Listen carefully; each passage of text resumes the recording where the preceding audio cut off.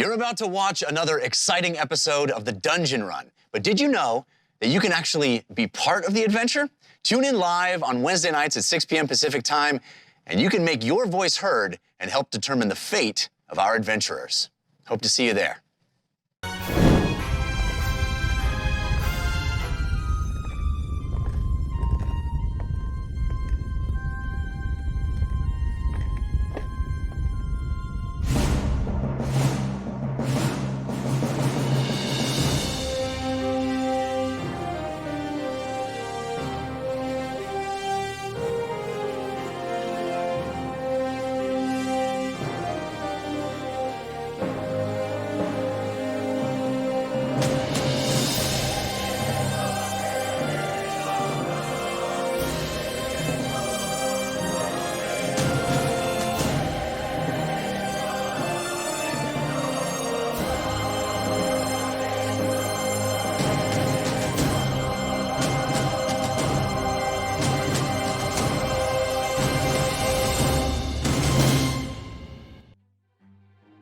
Greetings and welcome to the Dungeon Run, a live tabletop role-playing game where your interactions help tell the tale. Oh, and a special hello to everyone watching live for the first time. Hello. So glad you could join us. I am Lord Ereban, Keeper of Secrets, and your host for tonight's campaign. Together, we stand witness as our intrepid adventurers face terrible danger and most certain doom in their quest for glory, valor, and most importantly, treasure.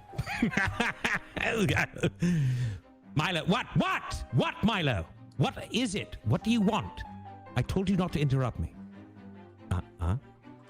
Me? Oh my, Milo. Yes, fine.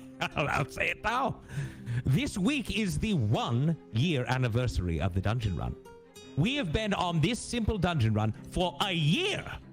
And let me tell you, I have had so much fun, and I truly want to thank you, yes, you, for joining me on this wonderful ride. Now, let's get on with the show, shall we? As you'll see, all of the players are still working from home and practicing social distancing, which all of you should be as well. As soon as the time is right, I'll let all of you, and I should say let all of the players, back into the dungeon as well as you.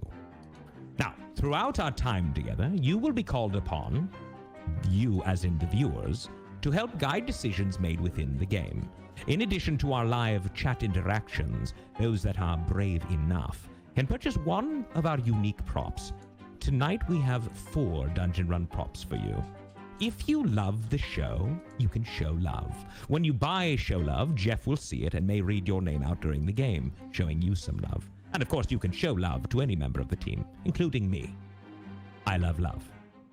Now, you could bestow upon the adventuring party the gift of advantage. That's the ability to roll a pair of 20-sided dice at one time, taking the highest value. That's a good thing. Or to set the trap of disadvantage. If a player has advantage, this disadvantage will counter it.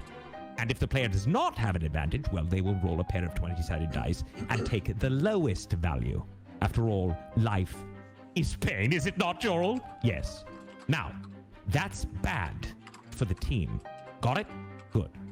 And yes, Milo left his ball out. I forgot about that, my goodness. I told him to put it away, but surprise, surprise, he didn't listen to me. Well, joke's on him, because we're not using force cards yet, so it doesn't affect the game. How about that, Milo? You slimy little... Anywho. But it might still affect Milo, I guess. I love him. I'm just joking. It's fun. We're all having a great time. Now, when you give props, please specify which player at the table it is for, or I will make the choice for you, and trust me, you will not like that. Also, for all things Dungeon Run, head over to thedungeonrun.fandom.com. There you will find more info on all of our characters, the Dungeon Run merch, and the link to the Dungeon Run Discord, where you can join a great community of runners. Yes, you can upload your fan art there as well, and to those who have already submitted, I see you, and I thank you. Now, let's meet our brave souls, shall we? Please welcome Jared Kajak as Sivrentis Hilaire. What's up, Lord Airband? How you doing? Hello, peace. Happy Peace, and what's up to anniversary. you? Happy anniversary. I know. Can you still believe see- it? Well, I mean, time for me passes in like the blink of an eye. Yeah. I've been alive for 120 years. But yes, it's incredible. I love it. And we're still only Really 7th level, so we need to talk to Jeff about that one. Speed that up, will you? Come on now. All right, next. Jessica Lynn Parsons as Fahima Tiger. Hi, everybody. Happy anniversary. Always a pleasure. Always a lovely pleasure. Thank you so much. Next, we have Morgan Peter Brown as James Quillas. Lord Arabin, it's so good to see you. It's good to see you, and happy anniversary to you as well. Happy anniversary. I'm so happy it's the paper anniversary. It is the paper anniversary. You've changed your background. I have. Or maybe it isn't changed, but it is lighter. I changed the color of my Hunger of Hadar, so yeah, it's a little bit lighter tonight. Very interesting. Interactive, I see. All right, next we have Ronald Ogden as Uggo. Hello. How are you? Hello. Freya? How are you? Wait, what are you doing? What is going on with your mustache? You like that, huh? I do. Look at that. You've taken over James Quillas Happy as the birthday! greatest mustache ever. I love it. Happy birthday to you too. And of course, Katie Michaels as Lily Dumbledore. Hello, everyone. Happy anniversary. Happy anniversary. You also have changed your background, it seems, or sort of. No, I think maybe you had no. I think Maybe I wasn't paying good my enough lighting is attention. actually like popping off right now. It is. I think super that's the poppin'. incorrect Everyone is loving incorrect use of popping off. Also, it. Oh, no, it's a big pop-off. believe that All means right, that and it's mad at me. Last but not least, no. And last but not least, the man, the myth, the legend, our dungeon master himself, Mr. Jeff Canate. Lord Araban, a year. It's been a year of It has been a year. being here. Unbelievable. It's unbelievable. Jeff, I must thank you for making this the greatest show ever that I have ever brought to the world. Well, I must thank you for trusting all of us to be in your dungeon and work tirelessly and for free for you. We very much for so for me, but I'm rich, so I don't have to worry about money, and I have lots of gold. Anywho, Jeff, thank you, everyone. Very happy anniversary. I do want to say, as the journey continues, I, Lord Ereban, will be joining you in your social conversations around the game. So keep an eye out for my avatar and comments. Oh, and before we begin, I have a favor to ask of you. It would give me great pleasure if you would share the show. All you need to do is just click below and let all of your admirers know that you are watching the Dungeon Run. Go ahead, do it. I'll wait. I have all the time in the world. I'm just kidding. We'll start. But I appreciate everyone out there that is sharing the show. Very, very kind of you. Now, keep the comments coming. Be ever vigilant. And, as I always say, let the dice roll. Woo! Wow. Yeah. Hey, everybody. Hi. My goodness. 1 year. I know, 1 year. right? I don't know what Pretty to do awesome. with that. Well, let's hope we keep going for many, many more. Let's hope so. I want to thank all of you that have been with us from the beginning. I want to thank all the people that are just jumping on. Maybe this is your first episode, or if you just found us recently. Welcome one, welcome all. We are this community is just extraordinary, and I'm so grateful for it. So thank you for all the happy anniversary wishes. Thank you for all the love that we've already gotten. Red Robin, Loader 68, Damon 7, Storm of Blades, Dasmir, Kin. So many of those wonderful balloons celebrating our 1 year anniversary. Thank you all. Thank you so much. We appreciate all of you that can be here live every week. We appreciate those of you that maybe can't. Friday watchers, I know they call themselves, the podcast listeners, all the people. We hope that you can be here live with us sometime, because it is an experience unlike any other, but we appreciate you as well. And if you want to give us an anniversary gift, take a second right now while you're listening to go rate us on the podcast listener that you use, or on YouTube, or wherever you watch and find us. Give us a good rating. talk a little bit about the show, tell a friend, all of those things to help spread the word. We would appreciate it. It'd be a lovely 1-year anniversary gift. We want to be doing this for a lot of anniversaries to come, so thank you. All right, and I should also thank the production staff who are amazing as well. You guys are awesome. All right. I don't want to be here our second year of just introducing the show, so let's catch everybody up. All right, here we go. It started a year ago as a simple dungeon run. But now the heroes of Bingle find themselves catapulted back in time as a group of sellswords, experiencing firsthand a past that occurred before many of them were even alive. A past that promises to reveal a mystery first presented by you, the watchers of the time stream. You told them, with your forces of good, that the pirate Whitebeard's greatest treasure remained locked inside a vault in the city of Turles. But what is that treasure, and how did Whitebeard come to put it there? This adventure, this journey back in time, promises to answer those questions, if the team can survive long enough to see it through. What is that about? Oh, What do you mean? Who says that? We can't die in this realm, right? Right? Test me, test me. no. You die in the past. But you die in the Matrix, you die in real life. Everybody knows that. When they arrived in this new time, the heroes of Bingle were walking in a procession of pirates, transporting a prisoner across the desert. They learned that this prisoner was wanted by the princess of the Dragonborn Empire and pursued by every bounty hunter in Ain. His name was Choron, and he was a Triton who claimed to know the whereabouts of the treasure cache of the Shazengao, the most precious and powerful spoils of a storied dynasty. He offered this knowledge to anyone who might spare his life and help him save his family. A wife and son, he said, were in hiding on the Isle of Rum in the town of Boster. The team rescued him from the island and convinced Whitebeard, their apparent employer, to forego Choron's bounty and pursue the richer prize. After several days at sea, they arrived at the port of Boster. Hiding Choron under a cloak, they paraded him across the docks and into the Crusty Station, a salty island tavern where he claimed his confidant was waiting. But no amount of searching yielded the Triton they sought. Instead, a group of vicious Yuan-Ti entered to confront Whitebeard and claim the bounty for their own. Uggo wasted no time in attacking the reptile gang, throwing the entire tavern into chaos.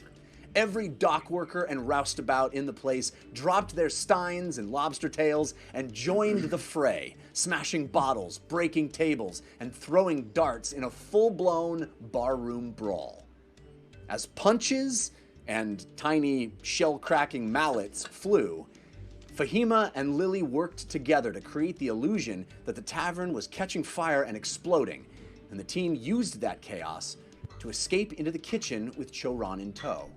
That's where the barkeep, Sharfer, told them that Choron's contact had fled Boster and taken his family into Castle Rum, the dangerous manor only accessible by boat, said to be haunted.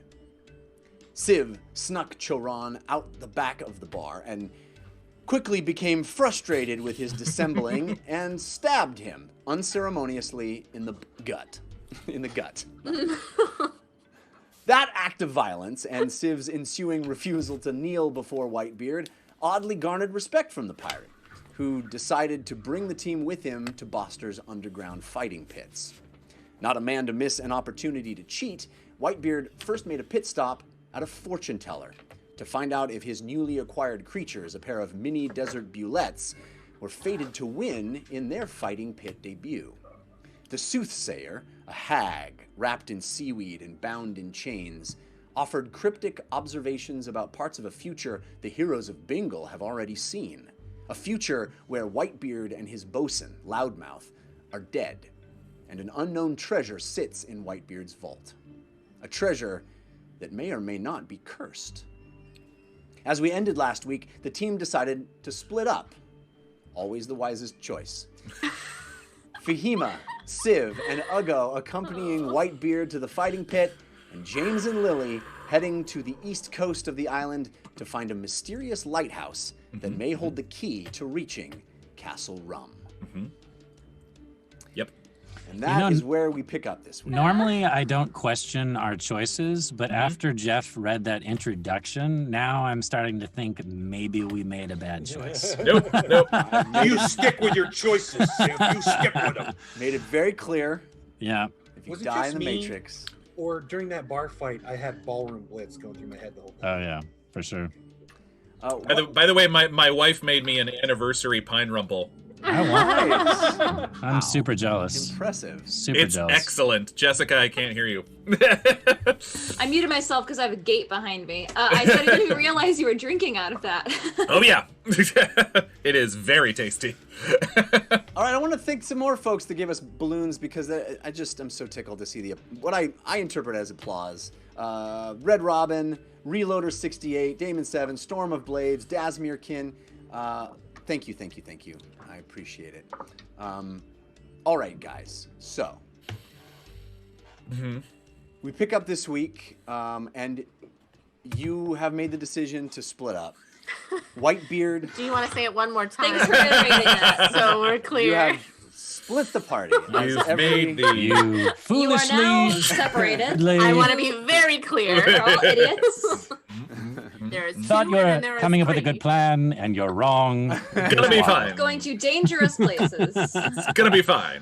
Pogo kept Lily in someone's hands. If that person takes care of her, they will see the rest. So What? as She's her own woman. That's very true. as Whitebeard trudges off down the road and Loudmouth and Choran join him, heading toward the fighting pits. Choran's going to the fighting pits? Yeah. Wow.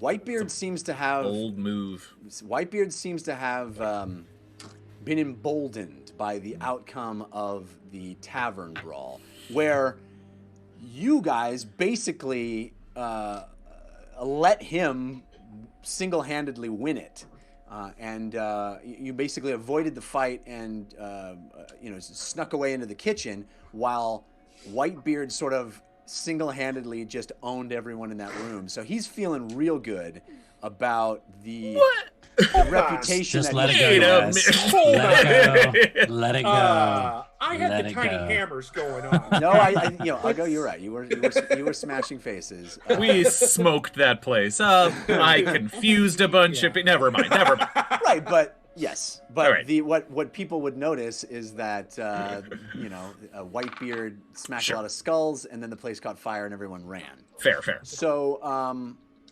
anyway, so he's emboldened by that result, and it almost is daring anybody to step to him. He has basically staked his claim as being the most the baddest man in town. Yeah, he's the most feared. Yeah. Yeah. So he's no longer really particularly worried about parading a very valuable prisoner around. He's much more worried about letting a very valuable prisoner out of his sight. So Is he leaving the hood on him, or is he taking it off? he doesn't seem to have any desire to hide anything at this point. He's Wow. still shackled and in chains, but he's sort of just marching through town, come what may. Did he have anybody heal him? Lily healed him a little bit. A little bit, but Yeah. No, I'm he's wondering. still very, very injured from Wow. your stab. Very stabbed. stabbed. Yes. unceremoniously stabbed. Yes. You do everything with ceremony, though. Let's be honest. It was very casual. Everything is casual these days. Casual. Casual. Yeah, there you go. So Fahima and Uggo and Civ are joining that, heading in that direction, and James and Lily are headed in a very different direction, headed toward the east coast, where they hear this lighthouse is. How So bad we're- can that be? What's that? How bad can that be? How bad can that be? Just go to a lighthouse. Do you have any idea how far the lighthouse is from where we're at? We asked about it before. I'm not remembering right now. Yeah, I mean it's a bit of a walk. It's going to be. I'm sure that you guys will get to your destination before they get to theirs. I see. And it's about midday, so I imagine both of you will arrive sort of in the late afternoon, early evening type time period. Right. As I said, it's a gray day, overcast, and we're going to stick with the group with Whitebeard for the moment. While we're walking, Aggo will kind of stroll up to Civ and kind of keep his voice hushed and say, I'm worried about you. You should be. I'm worried about me. How do I keep us out of trouble? I don't know how to answer that, my friend. I think the person that has all the cards right now is walking in front of us. I am not worried about him. You should be. No. You know what happens to him. I do not know what happens to you. Hmm. And right now I am very angry at you, but I cannot. It's not the time. I've got your back. Always. Just do not make me regret when I do. All right. I do think that you're going to get a little bit further with Choron the next time you talk to him, if that's any consolation. Was that why you stabbed him? Partially, yes.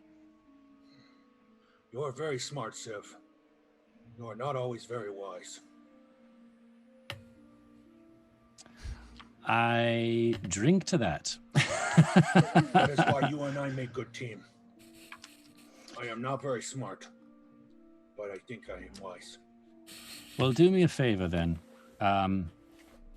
Anything for you. If you see me struggling with a decision once we get to these fighting pits, Yes. don't let me do what I want to do. I don't Just, want to break your arms. I don't think you have to break my arms, my Keep friend. you from stabbing someone you want to stab, I am going to have to break your arms. Why am I hearing you guys talk about breaking arms right now? What? What's going on? I didn't realize you was paying attention. I was telling Seb that I am worried about him. Civ, Yes. do we need to be worried about you?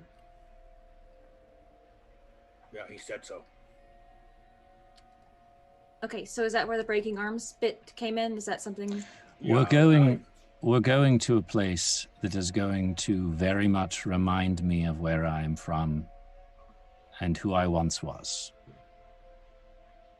I would hope that I've changed, but this will be the first time that I've walked into a room that is very much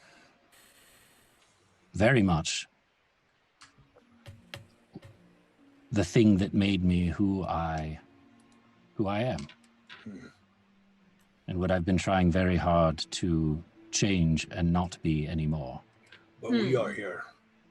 So what kind of protective measures can we put into place then for both of you, perhaps? What? I am very capable of handling self and keeping self out of trouble. We just got out of a bar fight. The snakes came in the door. That's their problem. They did that. Well, you threw the hammer at them first. They tried to kill us earlier. They were gonna. You don't think they were gonna do the same? Look, I acted first. all I'm You saying, You throw hammer first, ask question later when someone tried to kill you. that's exactly the attitude I'm a bit worried about in this That situation. only works with snake people, though.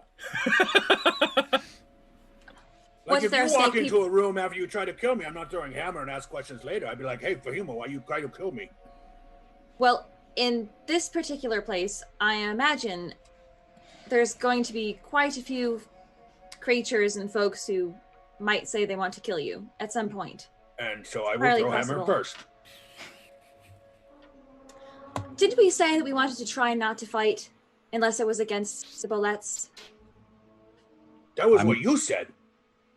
For the record, I'm not planning on fighting anyone if I can avoid it. I don't know that we let us. We are not going to be able to avoid fighting. That is very clear. We are going to fighting pits. He smiled at me before we go there. I am going to fight. It's very Am I clear. going to fight? I don't know. Maybe What? you are coming with us. That would be ridiculous. We are working for him. If he said go fight, we have to look like we're fighting. But I'm just a little girl. Fahima, you are not little girl. You are a grown woman with very, very, very, very scary fire spells. But no one knows that, Uggo. Well, I I just do. look like a little pirate girl right now with a pet parrot. Good point. But Anyway, I have a question. What would you like us to do, Fahima? If you had complete control over Civ and Uggo, I don't know why I'm speaking about myself in the third person, but I've decided to. You sound like Uggo. You start to sound like Uggo now. Yes, I think you're rubbing off on me, my friend. Hopefully that is good. What would you like us to do? What would you hope that we would do? use your wits to get out of fighting.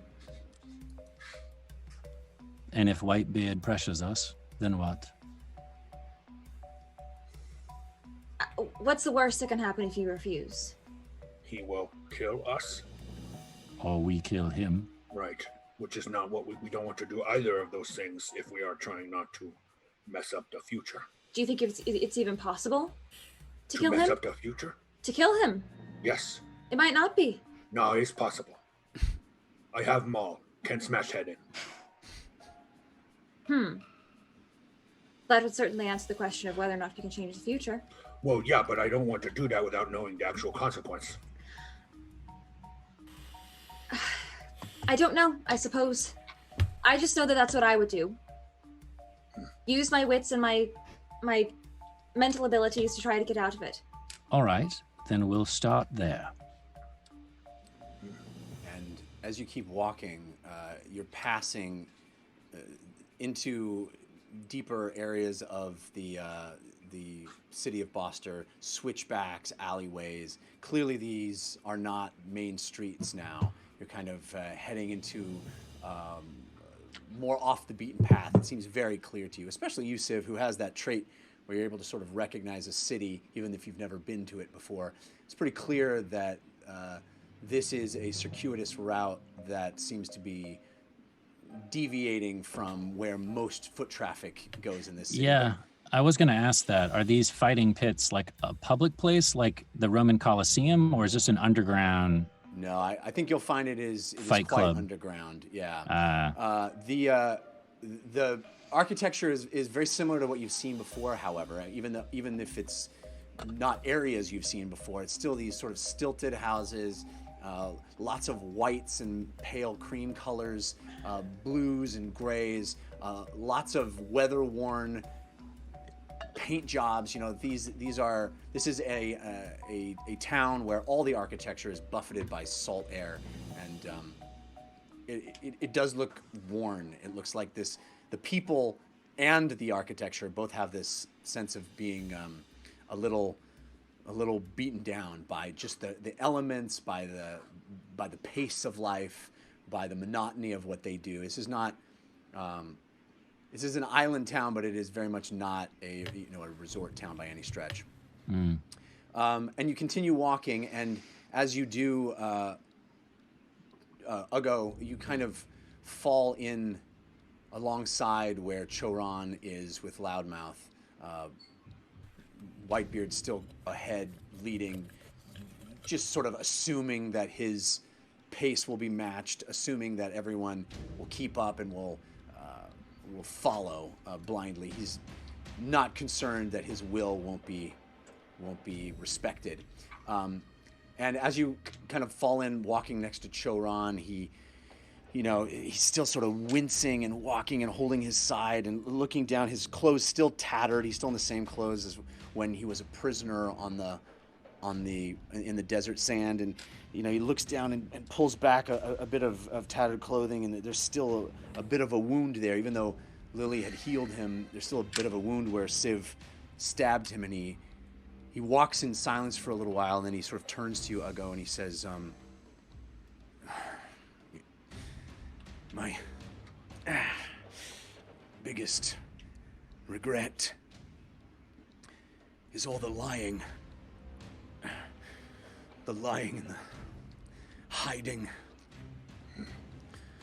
I lied to my son. You know, I told him that we were going to Bingle. I can only imagine the horrors that he's enduring right now. Thinking he was going to Bingle and ending up at Castle Rum. The truth is hard to hear sometimes, especially for children. Yeah. There's been a lot of lies in my life. A lot of hiding. Same. It seems that I must continue it. What else have you lied about? Less to you than most. And the truth will come soon enough. Just need you to. If I, and he looks down again at the wound, die before we make it. Please, tell my family I tried. I will do that. I will also do my best to make sure that you do not die. I appreciate that. And the walking continues. Jeff, I'm looking around. Are we being tailed? Since he's walking around without the hood? Do a perception check. You have advantage from Angel Devilson that was countered by Grim Fated. Oh. Yikes. An 11. You're looking around, but you don't really see... There's just so many shady people walking around. I can't tell if anyone's actually following us. A lot of turns and corners, and you're kind of walking in this very, like I said, a very circuitous route, very indirect, and so you can't quite. You're not really sure. Not really sure. You can't be confident that you're not. Right. I'm gonna just give a little bit of distance between Whitebeard, Choran, Uggo, and Loudmouth, and myself. So give them a little distance in front of me so that I'm kind of trailing behind them. Okay. Not Fahima? Well, I don't know if Fahima's with them or not. Are you? Where else would I be? I don't know. Jeff, quick question about You can be wound. back with me if you want. Just a quick question about the wound that Sharon showed Uggo. Does it look like it's dead? Like he will lose his life from this wound? Certainly not. I think, especially since Lily cast her magic on it, it doesn't seem to be a dire wound. It seems to be a pesky wound that is causing him a lot of discomfort. Gotcha. But I don't think when he says, if I die from this, I don't think he means die from this wound. Cool, that's what I was trying to. Clearly, I'm being attacked, and my life is in danger at all. At every I have no control of self, and yes. Yeah. Turns out he's a huge hypochondriac. But I do have this cough. Yeah. Soon, Morgan. I didn't mean it that way. I just had an idea. Sorry, can I interrupt you, Jeff? Sure, please. Yeah, I'll fall back with Civ if you're not trying to be too sneaky. I could conjure an elemental for you to fight. Right? What do you mean? Potentially be pulled off. If you have to fight, then you could just fight an elemental and they won't know any difference. I think if I end up fighting, or if Uggo ends up fighting anything, it's going to be something that Whitebeard wants us to fight so that he can wager on us or that thing. He would do it so that he can make money off of it, not just for fun. Although that would also be entertaining for him, I'm sure. So if you summon a fire elemental, that would probably just throw the whole place into chaos, which I'm not opposed to. You don't think that if I could somehow finagle getting a magman into the ring, he would bet on you? Because you seem to be a bit, you seem like a better bet. Right, than the but magman? you'd have to organize that with whoever's running the fights. You'd have to say, look, I can summon this creature for someone to fight. Wouldn't Well, that be entertaining? I would pretend it was real. I see. How It long? lasts for an hour. Oh. Well, I suppose you could summon it before we go inside. I'm but just I don't- saying, it's an idea.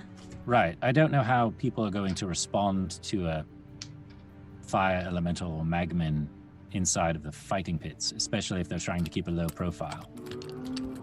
We go in and see what's going on or what's happening, and then if you think it's prudent to use your spell, you can. Yeah, I'm just trying to think of any way I can make this a bit more safe. Sure. I mean, if you start setting things on fire, I'm sure it's going to end the fighting arena rather quickly. Are you saying that as a potentially good thing or bad thing? Good, Okay. I think. Okay, great. So, Uggo is gonna slow back and talk to two as well. I want to be clear. Who's in charge and what's the plan?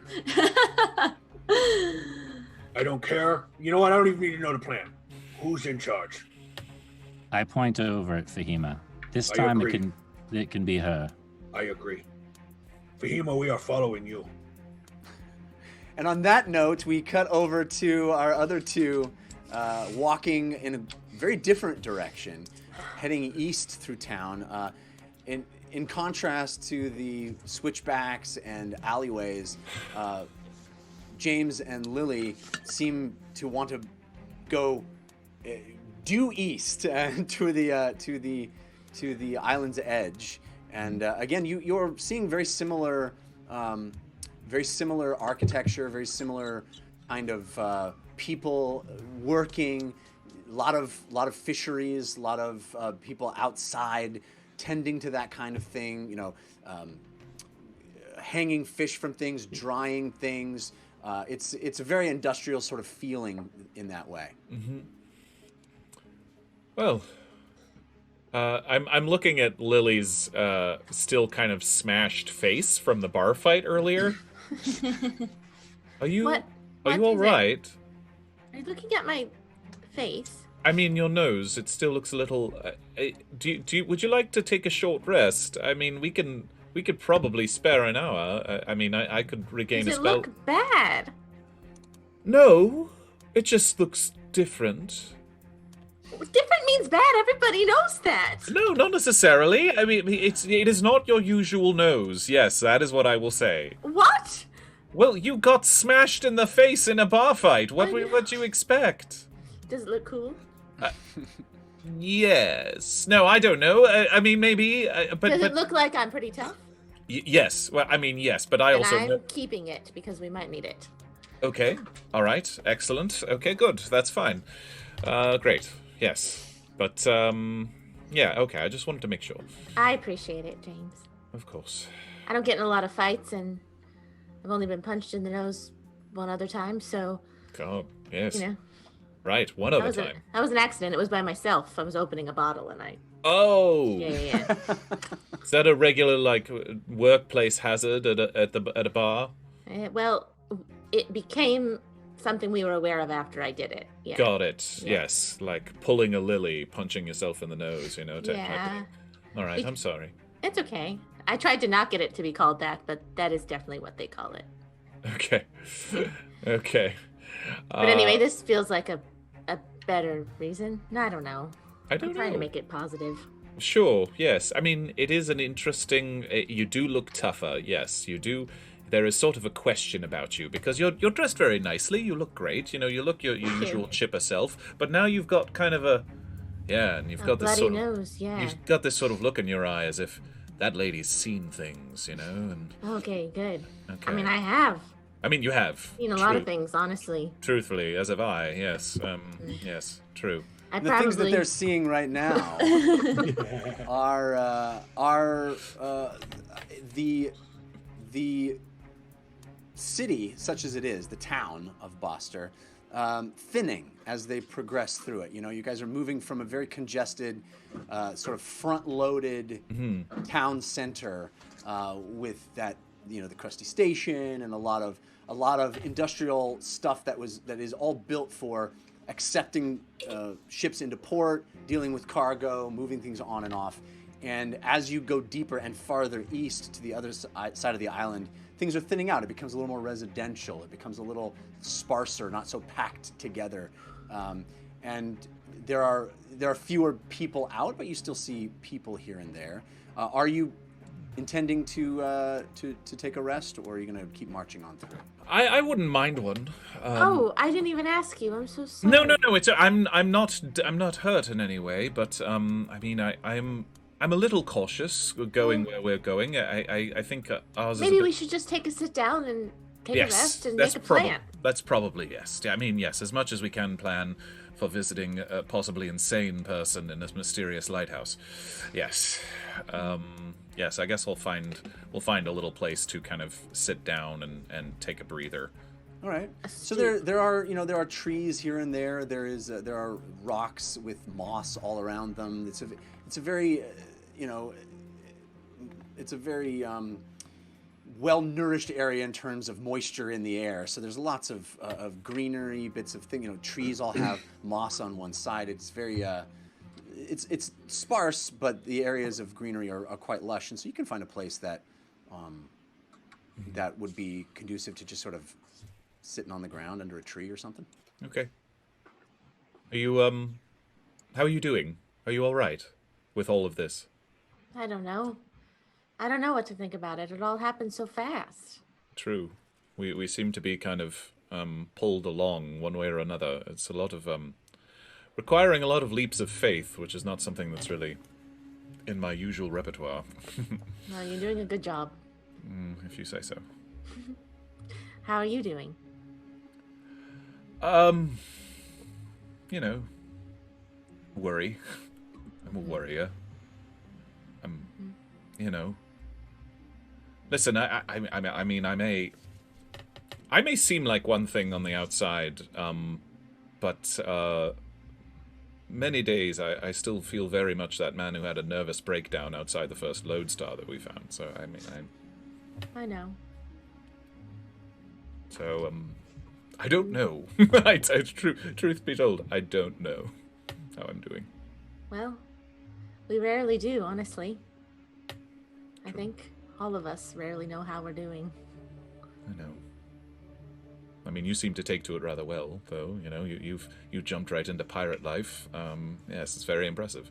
Well, I'm very comfortable at the sea, but also taking to things right away may be my way of coping. You know? It's true. I want to adapt as quickly as I can so I can feel comfortable, and then I feel more in control. I think we share that in common. It's true.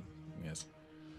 By the way, other something we share in common is Civ wrote me a poem. What? It's true. What does it say? He just handed it to me. I mean, well, he put it in my pocket before we left. He wrote me a poem. It's very appropriately called "Who is James Quillis?" An exploratory poem by Civ Red Thistle. Oh my gosh. I know, it's very nice. Oh, okay. Should I read it? Yeah, can you do it in his voice? Oh. You don't have to. I'm not very good at other voices. I don't know about that. Sure, okay. Here we are. Unless it's personal. If it's personal, you don't have to read it. I don't mean to put pressure on you. No, I mean, I don't think it's overly personal. I don't judge anything that says it says, or if it is personal, or, you know, I wouldn't judge anything. Right. In it. I just don't want you to feel pressured by me. It's very flattering, to be honest. It's probably, I believe it, yes, it is the first time anyone has ever written me a poem, so, and if you'd had me guess, he wouldn't be the one that I would have thought would have written me a poem. So don't people surprise you? Sometimes. Often negatively. They often do. Yes. Yeah. But, it's still a surprise. True. True. Well, here, I feel as if I've teased it. I suppose I should read. I'm all ears. What light revealed your path? A choice made, or a birthmark dark and tempting? Hunting knowledge throughout Ein, in absolution, candle oath flickering. Soundless ship falls to blackened depths, swallowed by the briny deep. Slumbering squalache with silent eye, that's very good. Dreams you tethered. Will fresh breath come in morning light? In field of golden poppies may you lay, memories leaked through old city walls. Your reflection in my gaze offers your truth and one lie small. Your destiny not written stone, our path may sunder flesh and bone. Yes, that's true. Yet our armor cannot conceal the ties that bind us are steel. It's very nice. Yes.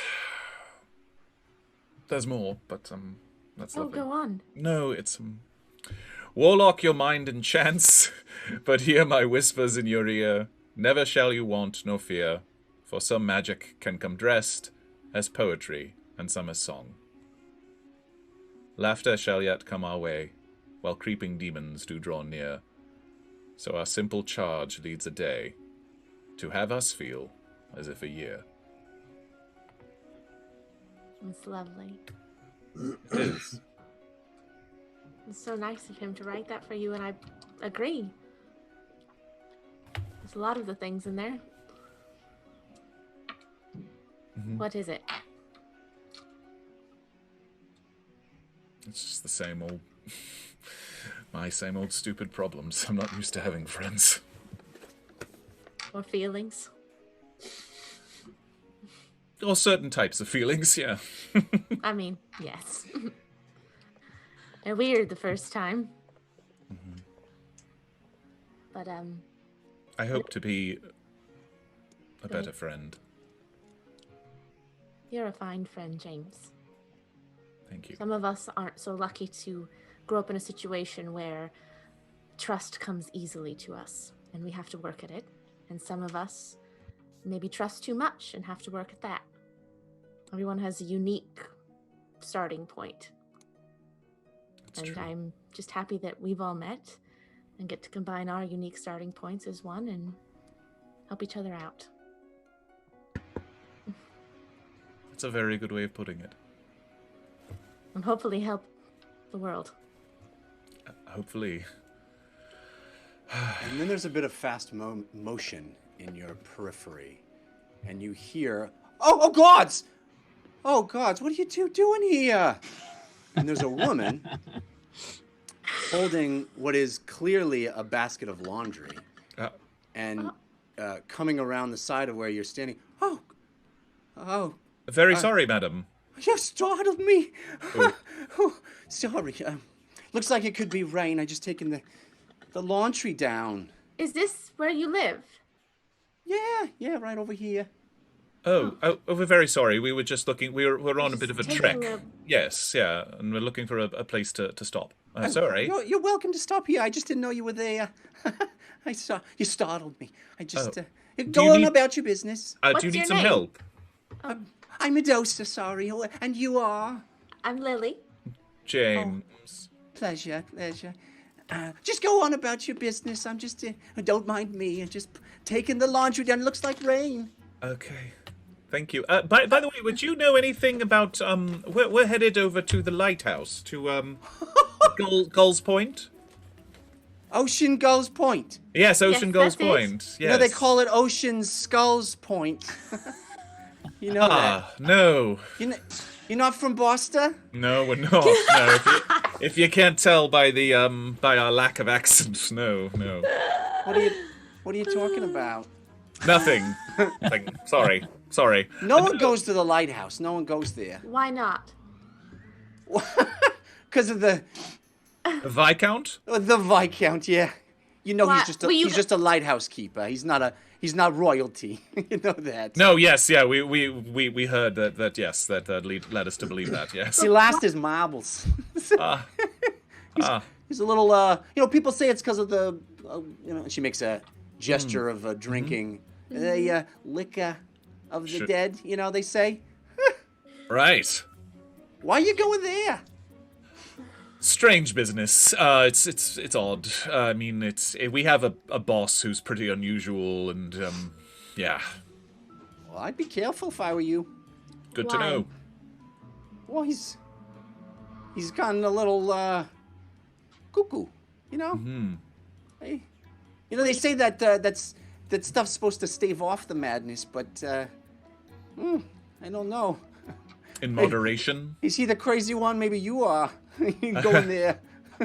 Let's hope not. I mean, we hope not to stay any longer than we need to acquire what we need. So, Could yes. you perhaps say, when you say lost your marbles, it's just a bit of a vague term, because that could mean like you've literally lost marbles, or like there's a wide range of what that means. Exactly how has he lost them? He doesn't come out of there, and stuff that goes in tends not to come out of there either. You mean people? Know, yeah, nobody goes around there anymore.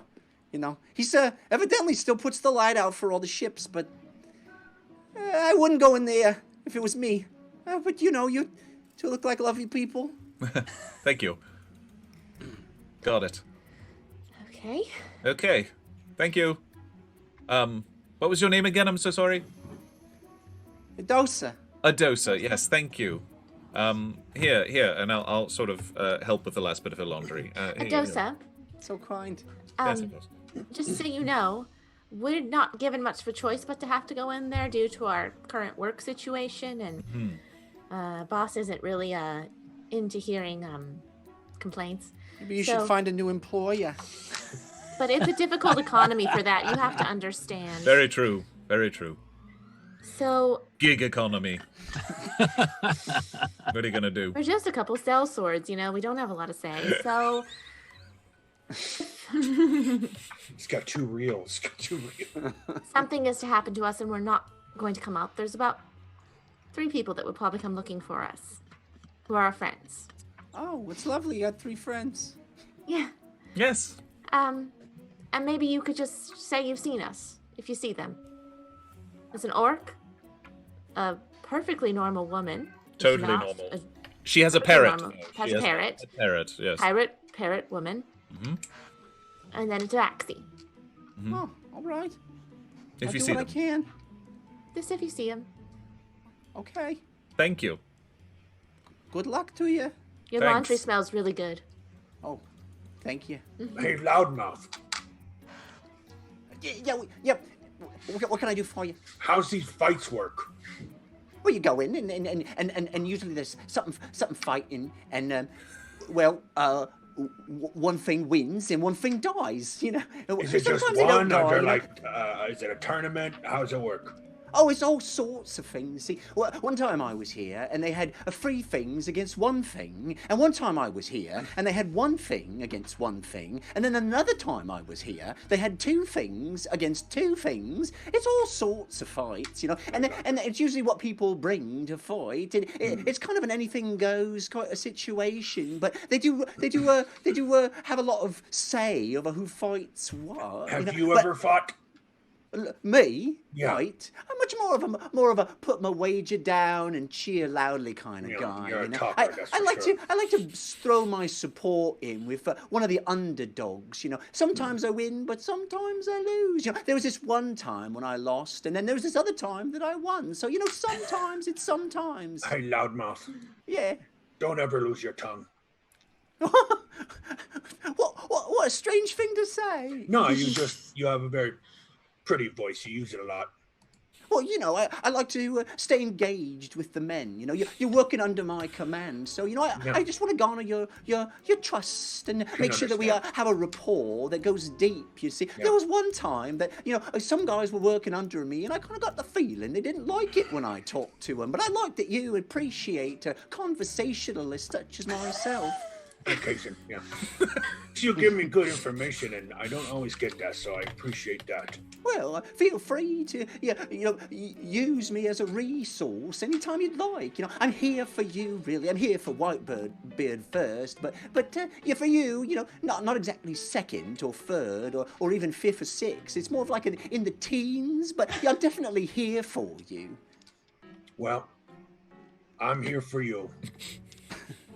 Well, all right, I appreciate that because, having a large fellow such as yourself who can, tend to himself. I saw you in the tavern there. You were using one person as a weapon to hit another person. I find that fellows capable of that kind of violence are people I like to keep on my side. I was taught at a young age that anything can be used to kill someone. Oh, I was taught the same thing, except for me, I prefer things that were meant to kill people, It just kind of cuts out the middleman, and in this case, actually a man. Sometimes you don't always have the thing that you need, so... Well, hopefully, perhaps, if we maintain this kind of camaraderie, maybe you're the thing that I need. Well, if I end up fighting in these fights, bet on me. Are we almost there? Huh? What? Yes, you're almost there. You you arrive. You arrive. We've walked around the entire perimeter of this island. This whole episode is just going to be a walk and talk. Just a walk and talk. This is just the Sorkin This episode is directed by Aaron Sorkin. All right, so you arrive at a nondescript wooden house. Again, peeling white paint on the walls. It looks indistinguishable from any other house that you've passed up to this point. And there's a wooden door, not locked. Whitebeard just strides on through. And inside there are definitely some rough-looking types. Some bigger dudes, a couple of halflings. Definitely look like they're bouncers or security of some kind. They actually recognize Whitebeard pretty immediately and defer to him, kind of beckon him to come inside. There's no worry about Whitebeard. There's not even any, desire to have him relinquish any weapons or anything. He's just kind of welcomed him immediately. And there's a halfling at a table who stands up immediately and welcomes Whitebeard in. And Whitebeard gives him some coins, and he walks to the back. It's this big, empty wooden room with a table and just some tufts in it. And this halfling walks to the back of the room and, after being paid, pulls this rope that's hanging from the ceiling. And as he does, this trap door in the floor, this wooden, you wouldn't even really have noticed it unless you looked for it, pulls back and up like that. And you see there are stairs leading down. And you can already hear some sort of muffled sounds of excitement and activity down the stairs. And as that happens, Whitebeard just starts making a beeline for those stairs and trudges down them. Jeff, as he does that, Ugo says, boss, should we cover the man? You're talking to Loudmouth? Sure, if Loudmouth is there and ready. Ugo was trying to get Whitebeard's attention, but... Okay. You're asking if you should cover over Choron. Yeah. He Whitebeard says, "No one will dare mess with me in here. Yes, sir. Follow, boys and lady." And he walks down very, just like full of himself and happy. And Choron kind of looking around, very uncomfortable. Loudmouth kind of gives him a swift kick in the backside, and he gets to move in. And you guys walk down those stairs. You pass these guys with scars and tattoos on their arms. Just real rough-looking dudes. And as you descend down these stairs, the sounds of excitement start filling your ears, reverberating off what are clearly a cave wall. It's a tunnel, dirt really. It's damp to the touch and cold, and you. Does it look like it's been this way for a long time? Define a long time. Well, is this something that's been built within the last couple of years, or has this been something? No, it seems a little older than that. This isn't. You're not walking into an ancient dwarven stronghold, but you are walking into something that's been around a while. Yeah. Okay.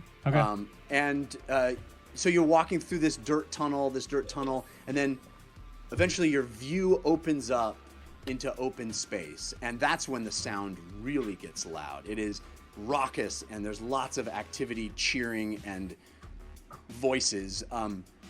You seem to be underneath a large dock over your head, and it even is sort of moving as docks do. And there are pillars down all around this place, and you are literally underneath the structure of this dock. It's quite large, and there is kind of a second level and a lower level. And in the lower level, it is mud. It's open to the almost like the water level, and it's just thick, wet mud down there. But there is a viewing area all the way around this, 360 degrees around this mud area. The pillars on the far edges also extend down to the mud, but there's pillars, and then there's like this second level viewing area, which is what you are on. And then there is literally a pit in the center that looks down into thick, it must be 2-3 feet of mud, just super thick, wet mud. And people standing around the edges, looking down in it, cheering and yelling. There seems to be observation seats available to sit in to give you a better angle down into that pit. And along the back wall, along several of the walls, you see cages with various creatures in them. Some people sitting in the stands holding cages like they brought them in. And Whitebeard is kind of looking around, and he looks back at you and he goes, "Welcome to the mud pit." And he breaks off from you and goes to see a couple of men that you recognize from his ship that have already arrived ahead of him. And he starts talking loudly with them about making preparations and did they bring them and what's going to happen. And you guys are sort of left to yourselves for a moment. Fahima? This is my worst nightmare. Yes, I realize that. Why? You're going to see some things here that you're not going to be able to change, I'm afraid. I'll go, why? Because people have creatures in cages betting on them to fight. There are also people. What's your point? You don't seem upset about that part. I'm upset about everything, Uggo. Don't understand sometimes. Fahima, do you mind if I go and try to find out who's calling the shots down here, and then I'll come back and report it to you? I'd like to go with you. All right. In just a few moments of being there, you hear a voice rise above the cacophony. I mean, it's large, it's loud, it's raucous, it's people shouting and cheering, and it's you walked into a club. It's like walking into a big loud club that's underground. Fight Club? Beth? I don't know where you would get that. I heard the first rule is we don't even talk about that. So you hear this voice rise above that rabble, and you hear, well done, collect your winnings. Next up, a fearsome combatant they say lives only in the savagery. But you'll get to see it in action here tonight. A Skinner Beast versus a Dire Croc. And there's cheering, and you can see as you are making your way around the edge of this pit, it's 2 or 3 levels of people deep, so it's kind of hard. You're looking between shoulders and past heads to even get a glimpse of what's down there. But you can see on either side there are these bars that come down that seem to lead to other openings, and the bars slide up, and you see these 2 creatures come out. One that definitely looks like a large sort of reptilian crocodile looking thing, and another one that's much more, it had 2 legs and it almost looks like a velociraptor. It's got like 2 small appendages on the front and big larger hind legs, and it's got big teeth, and they start attacking each other and tearing into each other, and the place is going crazy, and people are cheering. And shouting and rooting on. Is it kind of like a smaller coliseum as far as you're talking about, like the bars being lifted up and the pit being down below, and we're elevated looking down into it? Yes, but very much smaller. I mean, you think of the Coliseum as this big, grandiose football stadium. Sure. This is in someone's basement, right? It's right. You know, but it is. I mean, it's larger than a basement, but it is. How big would you say just the fighting arena itself? How big would you say it is, either diameter or radius wise? From side to side. I think it's like 30, 40 feet, maybe. Oh, so tiny. It's small. It's a yeah, tiny one. It might be a little larger than that. I'm bad at these estimations, but it seems about that size. It's small enough that it's sort of designed for things to not avoid each other. You know? Yeah, it sounds like you couldn't run. You would just have to go toe to toe. Exactly. Okay. You said it's not just a Coliseum, mud, right? What's that? You said it's just the mud in the center, the couple Yeah, feet of mud. these things are fighting in mud. Like mud is being splattered up, and they're sort of ankle and knee deep into it. And some of the monsters, you know, the creatures are, you know, one of them is having a tough time. The crocodile looks like it's kind of using the mud to its advantage. The mud element of this pit is very much a feature, not a bug. You know? Yeah, it makes sense that he would go get the bullets to fight in here. Fihima, I have two very important questions for you. Yes? One, have you ever been in the snow? No. Okay, that answers the question I needed to ask.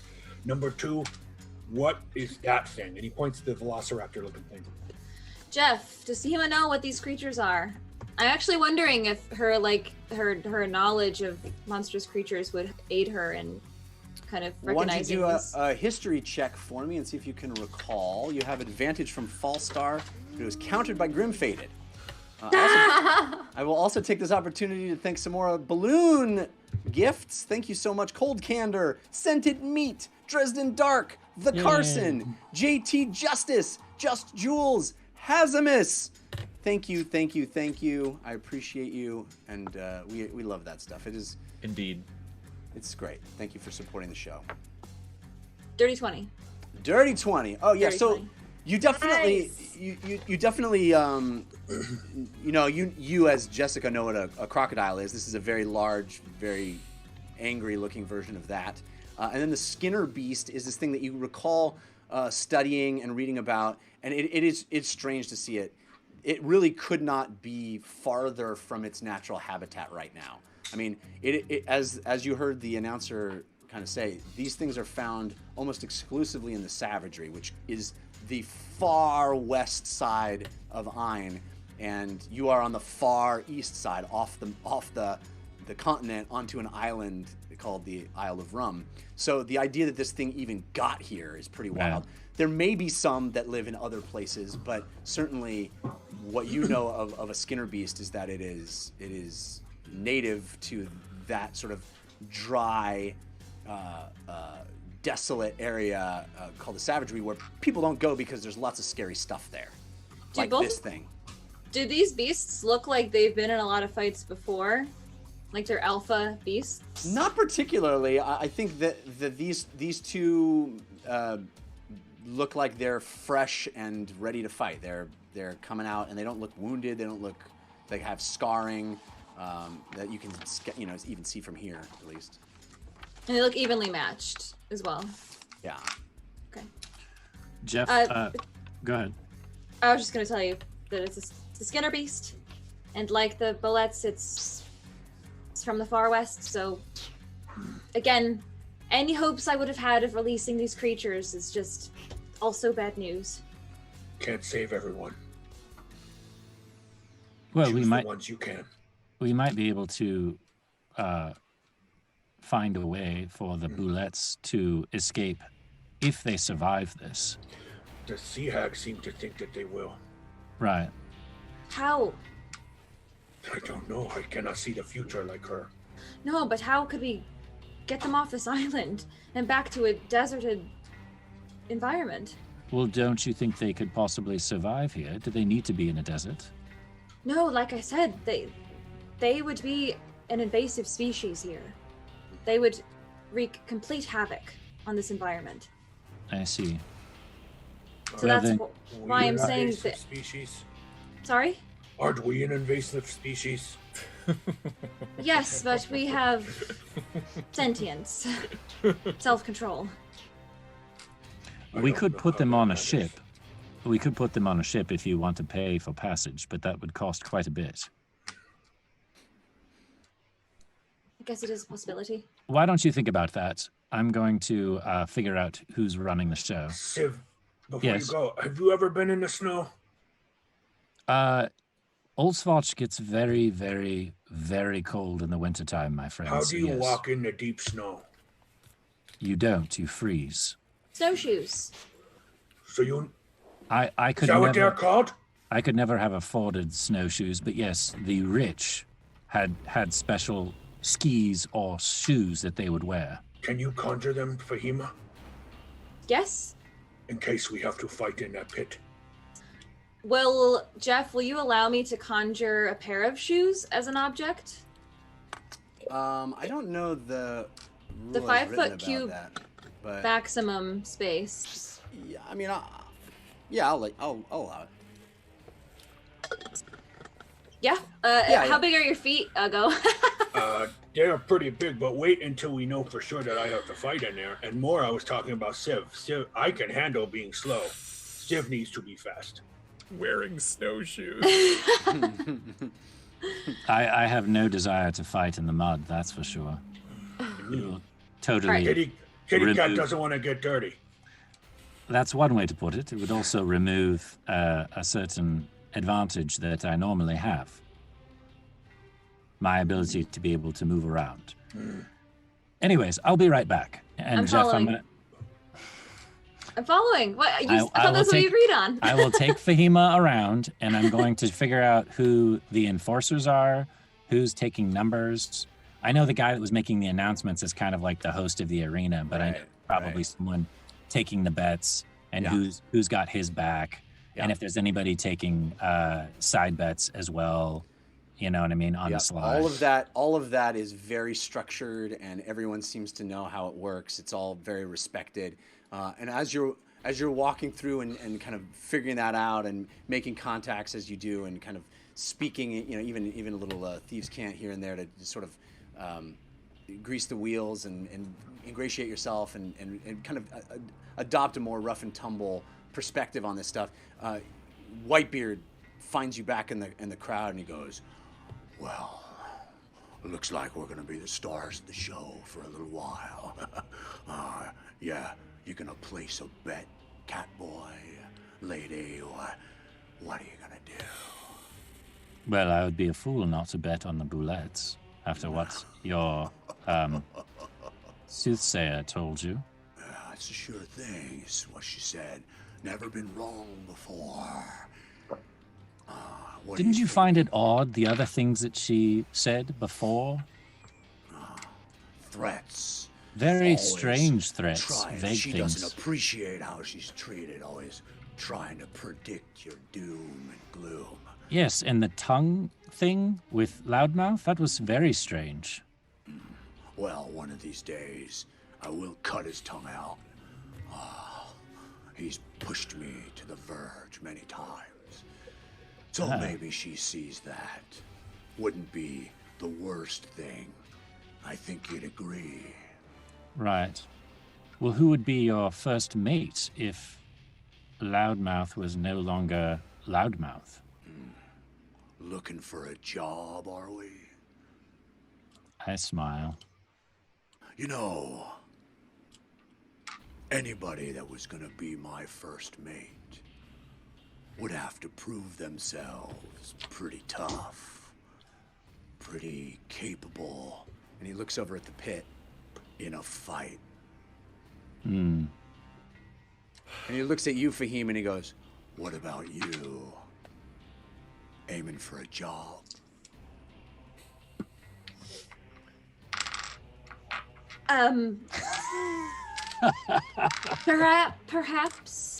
Perhaps I am looking for a job. I quite like being with those creatures, the bullets. Oh, we should be up in just a couple of fights. I'm looking forward to putting down some heavy coin. Might I ask if you know who they would fight? Oh, I think that's going to be a surprise for all of us, but it shouldn't matter, should it? We've got fate on our side. I am curious, Jeff, who gets to decide what fights what? Because it's obviously not Whitebeard. It is not Whitebeard. No, it seems to be a function of this place. It seems to be a function of the assessment. You see people in the back sort of coming in with caged animals, or even people. There are. It is not just a fighting ring for creatures. This is anything can fight anything. So you even see people like with gauntlets on their hands and cloth wrapped around their fists, and like getting themselves ready. They got scars on their face and standing in line, waiting to be assessed, waiting to be paired. So I mean, it is sort of on the fly. There's a process by which these fights are sort of constituted on the night. Right. It's like an open mic, but for beating people up. Well said. Meanwhile, over on the eastern side of the island, James and Lily continue, last we saw them, they were sort of having an hour rest. Right. Well, should we go see this Yes. man? Yes, certainly. Are you feeling a bit more rested? Are you feeling a little healed? Yes? Yeah, Okay, good. I feel fine. Good. What's our plan? We can walk and talk, but I mean... I know. I mean, honestly, I think there's no need to even get into any kind of a fight if we can avoid it. I mean, you and I, if I dare say, have expressed some talent in sort of talking our way out of some issues. So I think let's try to be, let's try to negotiate. And if it gets ugly, I can certainly try to change their mind. But yes, yeah. I will say we should be, just to say out loud, not that you don't know, but we are negotiating with a bit of a madman, it sounds like. Probably, yes, probably. Something to keep in mind. Yes, so I think it's best to stay on our toes, best to not, we have to stay flexible, as we always do. Yeah. So, yes, I don't know. I have no idea what to expect when we get there. Do So you know how much of that we need? How much do we have to acquire? that's a good question. We didn't really ask. Not really. Maybe we can ask the Viscount how much is like a dose, because if it's for instance the five of us, Whitebeard, Choron, and Loudmouth, that's 8 people. Maybe enough for 8. I don't know. Enough for 8 to safely, go to the Castle Rum. I don't know. Okay. I mean, how much does one want to drink of something called liquor of death? Personally, none. None. But I feel like we Correct. might have to. But, I mean, I've heard of hot sauces or other things that really kind of advertise themselves as being, this is going to kill you, and then you drink it. You're like, it's kind of strong. We had that at Bingle and Loving It. We had a I very assumed, spicy, yes. Taco, yeah. It Of was very course. spicy, yeah. Yes, and yeah. You guys had Mountain Stew Extreme already? Exactly. Wasn't that extreme? I mean, I loved it. Don't get me wrong. All due respect to Dondo, but was it that extreme? But, to each their own. Maybe to him it was. So. Yeah, I mean, reputation is everything. As I don't need to tell you, I mean, as a restaurateur. Well, let's just hope that this person we're seeing is just someone who is a lightweight for hot sauces. That's what I'm thinking, yes. That's all it is. I hope so. So, just to be clear, it is the liquor of the dead. Not Of the dead. death. Yeah. Right, This yes. is a minor quibble. Thank you. Sorry, were you going to say something, Lily? No. Liquor of the Death is the name of the hot sauce. Yeah. Yes. Right. Yes. All right. So as you guys walk, it's quite a lengthy walk. You are getting closer and closer, and you start to see above the hovels, above the residences that you're walking through, a lighthouse tower rising in the distance, and this gray day with very low-hanging clouds. They are accurate that it seems like it might rain, but the whole sky around as you approach this lighthouse area is just swarming with seagulls. Just dozens and dozens and dozens of them swarming in big clumps and individuals here and there. And as you make your way toward the edge of town, of the island itself, actually, the sound of them is extraordinary. There's there's that when if you've ever been on the beach when there's a lot of gulls, it is quite loud. It's quite frenetic. There's lots of bird droppings everywhere. It's kind of a sloppy mess of birds landing and fighting amongst themselves and taking off, and big swarms of them in the sky, big flocks everywhere. I don't know, the flock of seagulls. I guess that's a thing. It's a thing. Also a hairstyle, but yes. So you leave the housing line, the line of where the town itself ends, and there's kind of a significant portion of land that's just progressing to the sea, right? It's just open open field and sort of rocky outcropping where a lot of these gulls are landing and taking off and flittering around. And as you continue to progress that direction, you see this lighthouse standing on its own small little landmass, its own little. There's water between where the island proper ends and where the lighthouse begins. It's on its own small little, tiny little island, and there is a bridge, a stone bridge that leads to that smaller island, but it looks like it's been damaged in some way, and it's broken.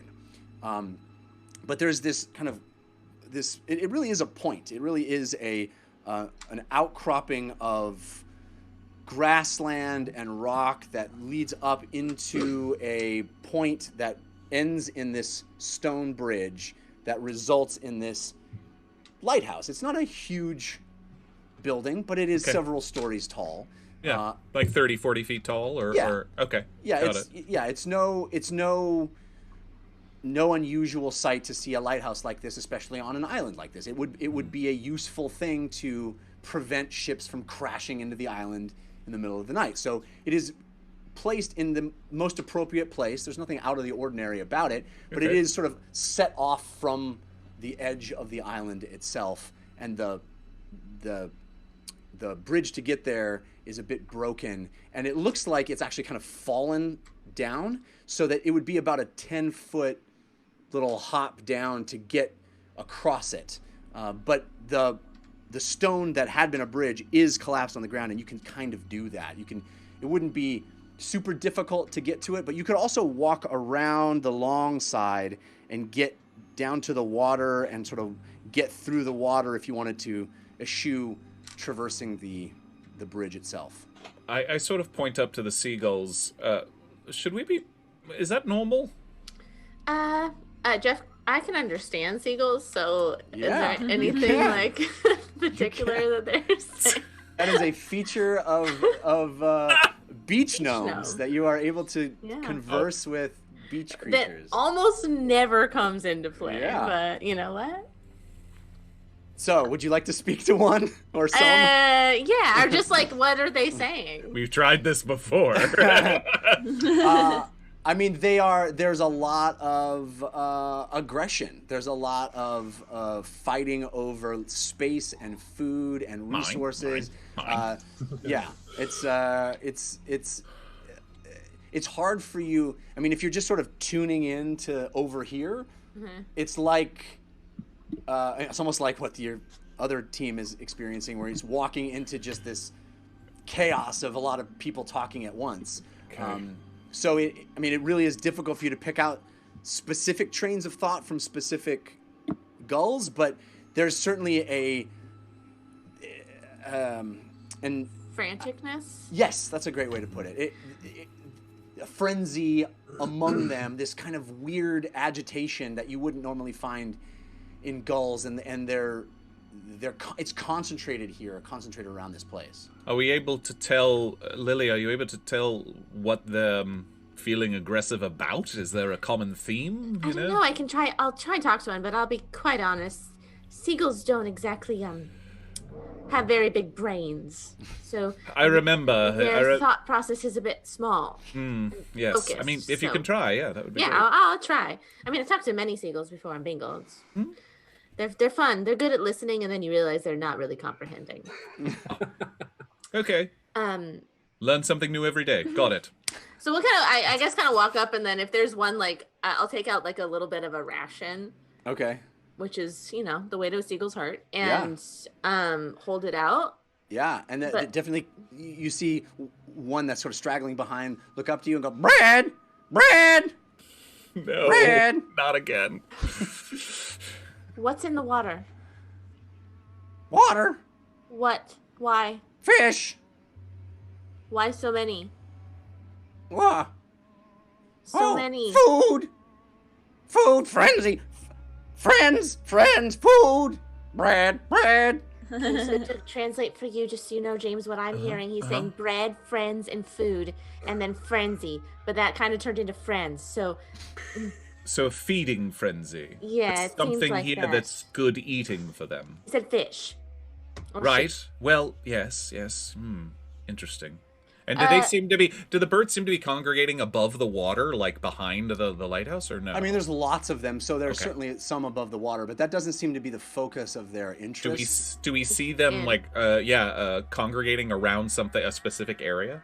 There are parts like on the island where the lighthouse is proper. There are sections of that are open, that are not. The lighthouse itself isn't built on, that are grass or rock, and there are large bits of them. They seem to be, fighting over something or pulling at things and then flying up, and like something scared them, or then flying back down. It's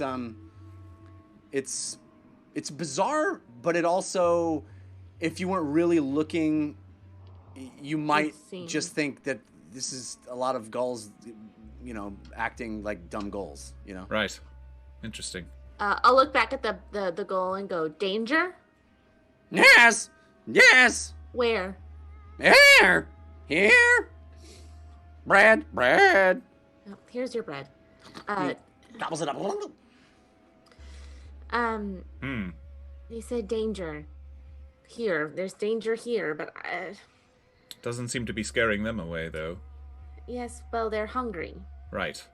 And that's kind of the main motivation of seagulls. If there's something that's a constant supplier of, yes, gross. Okay, well. Perhaps we can get a bit closer and see. Yes, let's. So as you guys walk, are you going toward the bridge or the? The bridge. Yeah, I'd say the short way. Yeah. So as you walk toward the base of the stone bridge that is clearly created to be a bridge, clearly crafted to be a bridge, there seems to be a makeshift sign there. Hand painted sloppily, little manic perhaps. It says, "The estate of His Nobleness Viscount Wingerstick's Envoy. Long may he reign." And reign is spelled R-A-I-N. Oh, Wingerstick's Envoy? Long may he reign. Okay.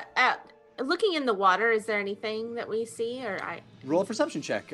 You have advantage from TK421 that was countered by Grimfated. I'll roll on that too, if you don't mind, Jeffrey. Sure, you have advantage from Follower of Fahima, countered by Grimfated. Thank you, Follower of Fahima and Grimfated. And I will thank some folks that gave us some love. Cold Candor, Scented Meat, Dresden Dark, The Carson, JT Justice, Just Jules, Hazimus.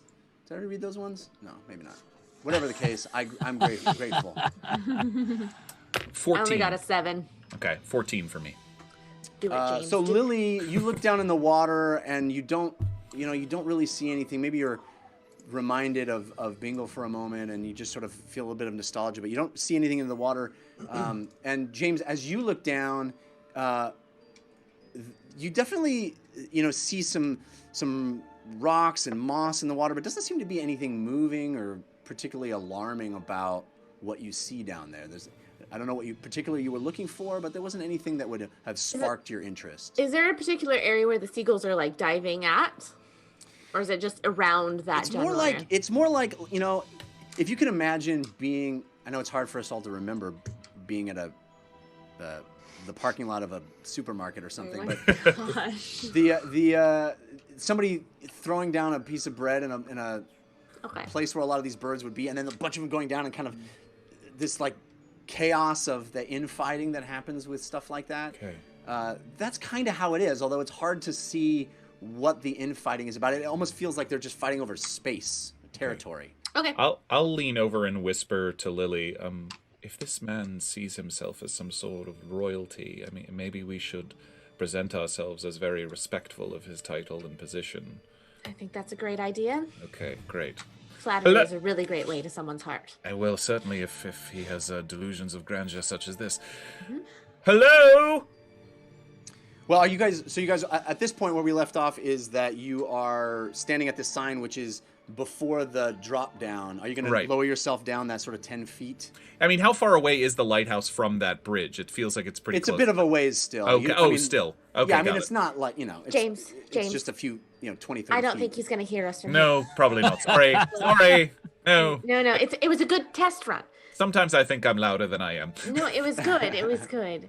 You're so used to speaking in people's heads that Yes. you don't normally have to respect. Yes, okay, I guess we'll try to cross this, remnants Yes, of the I guess we'll bridge. drop down. All right, so just roll me a couple of acrobatics checks, and we'll see how you do. James, you have advantage from Lily Dumblebay, countered by Grim-Fated.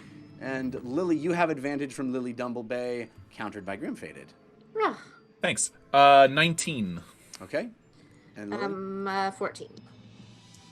Okay, both of you managed to do it fairly easily. You drop down. It's not a huge drop, but you drop down and you see this stone kind of over your head where you just were standing, and you're on a lower section of stone. There's water from the ocean over the back behind you a little bit, but you landed fairly deftly on the stone in front of you, and you're able to walk up, kind of gaining altitude a little bit, not altitude, but going up a rise a bit to the front entrance of this lighthouse. And the door of the lighthouse is wooden and sort of hanging off its hinges. It's hanging loosely, not completely off its hinges, but just sort of hanging there, not locked, just hanging there. Okay. Before we enter, maybe we should announce ourselves, yes? Okay. What Okay. did the sign say? Do you remember? Viscount Wingerstick's envoy. Long may he reign. Maybe we should just open with that sentence. Right. Excuse us, we're here to visit upon the Viscount Wingerstick's envoy. Is he or his servants about? We would very much like to speak to His Excellence. Very good. And you wait and hear nothing. You kind of peek through the gap in the door, perhaps. You don't see any movement. You wait there a solid minute, and there doesn't seem to be any response. Give a hearty knock on the door, even though it's barely hanging on there. And as you do it, like goes, it kind of falls forward. Sorry. Yeah. No. Okay. Okay. Hello? Nothing. Okay. But you can sort of see in now, and as the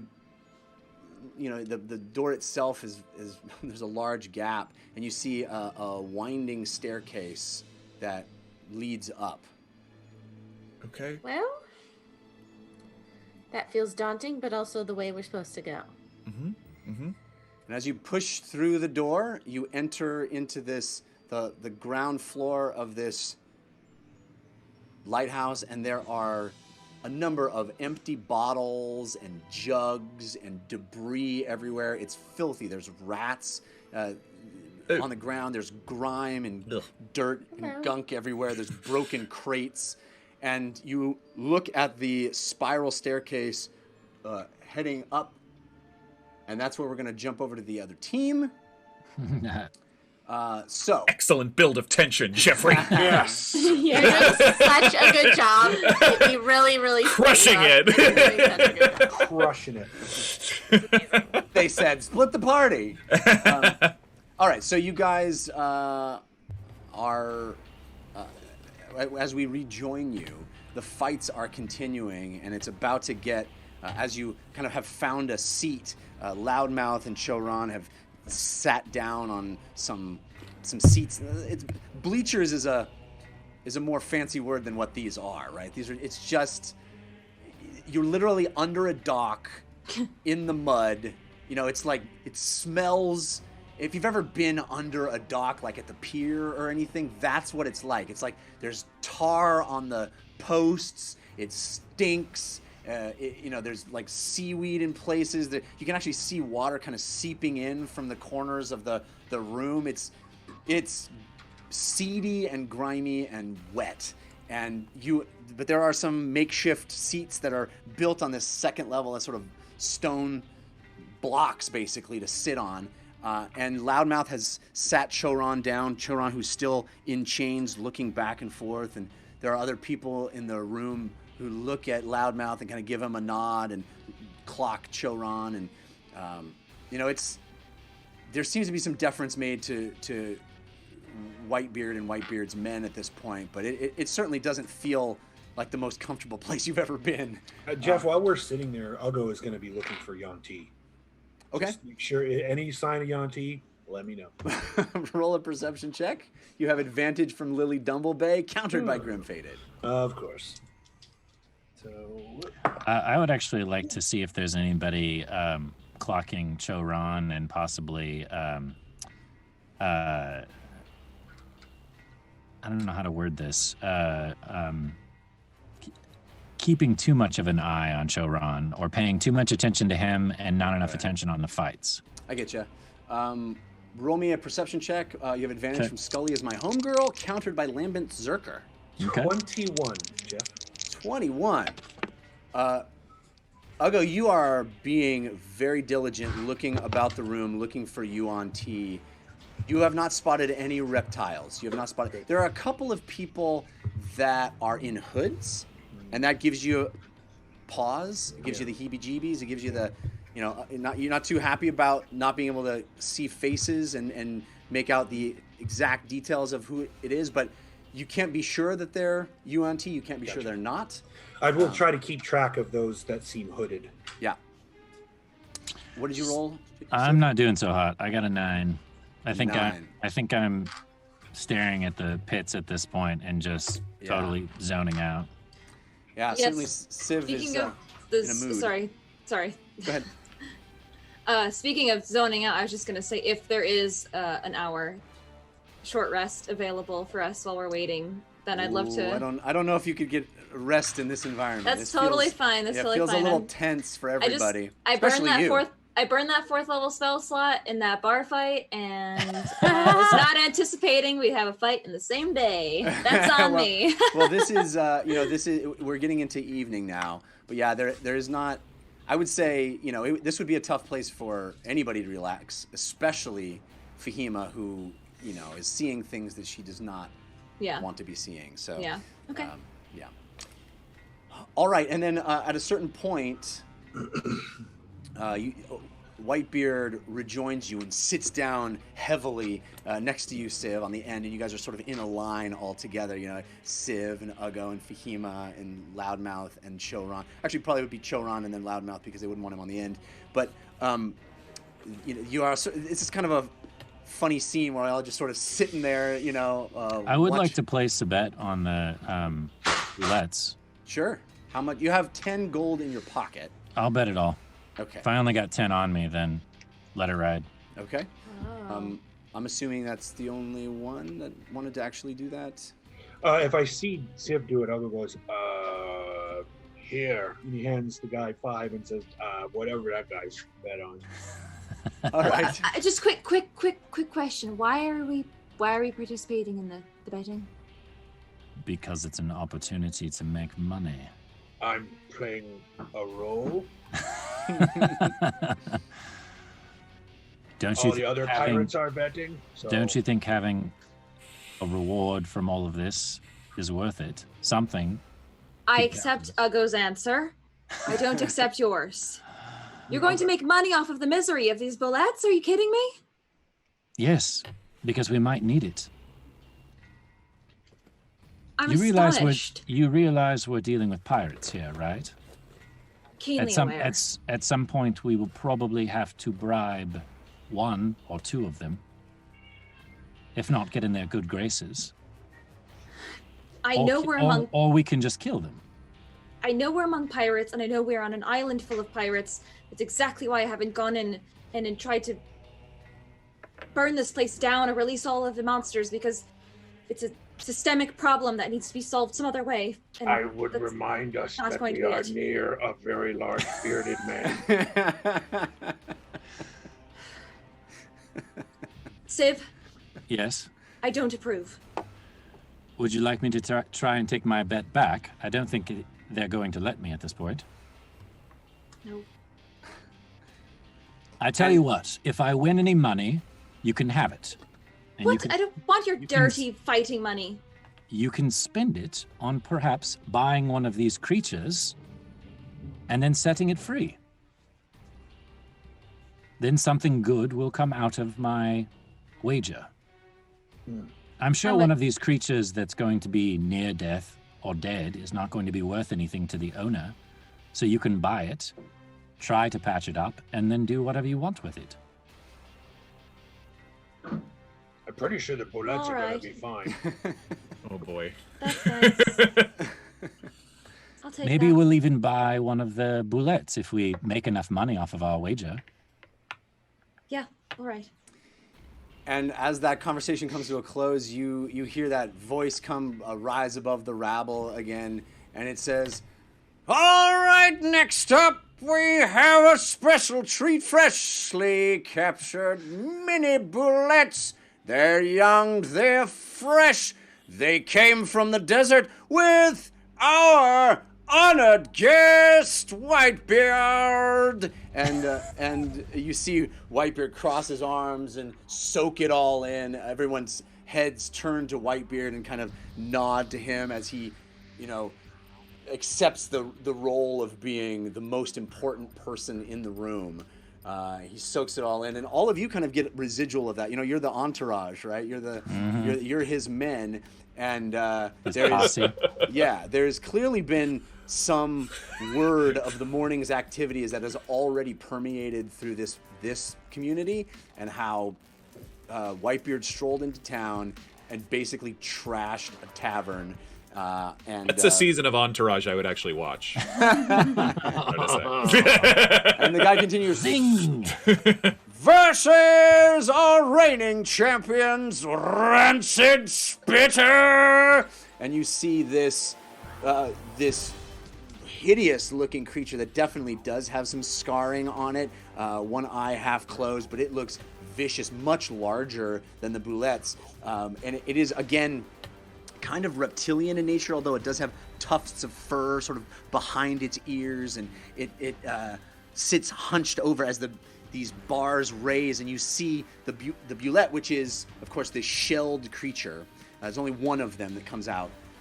Shelled creature with little antennae and kind of a beak on the front, and it enters the mud and immediately goes bloop underneath the mud, and this place starts going crazy, and you see the other creature, this sort of reptilian thing with big, it's a big underbite, and it's got these beady little eyes, and one's kind of cut and scarred, and these tufts of fur that are all mangy and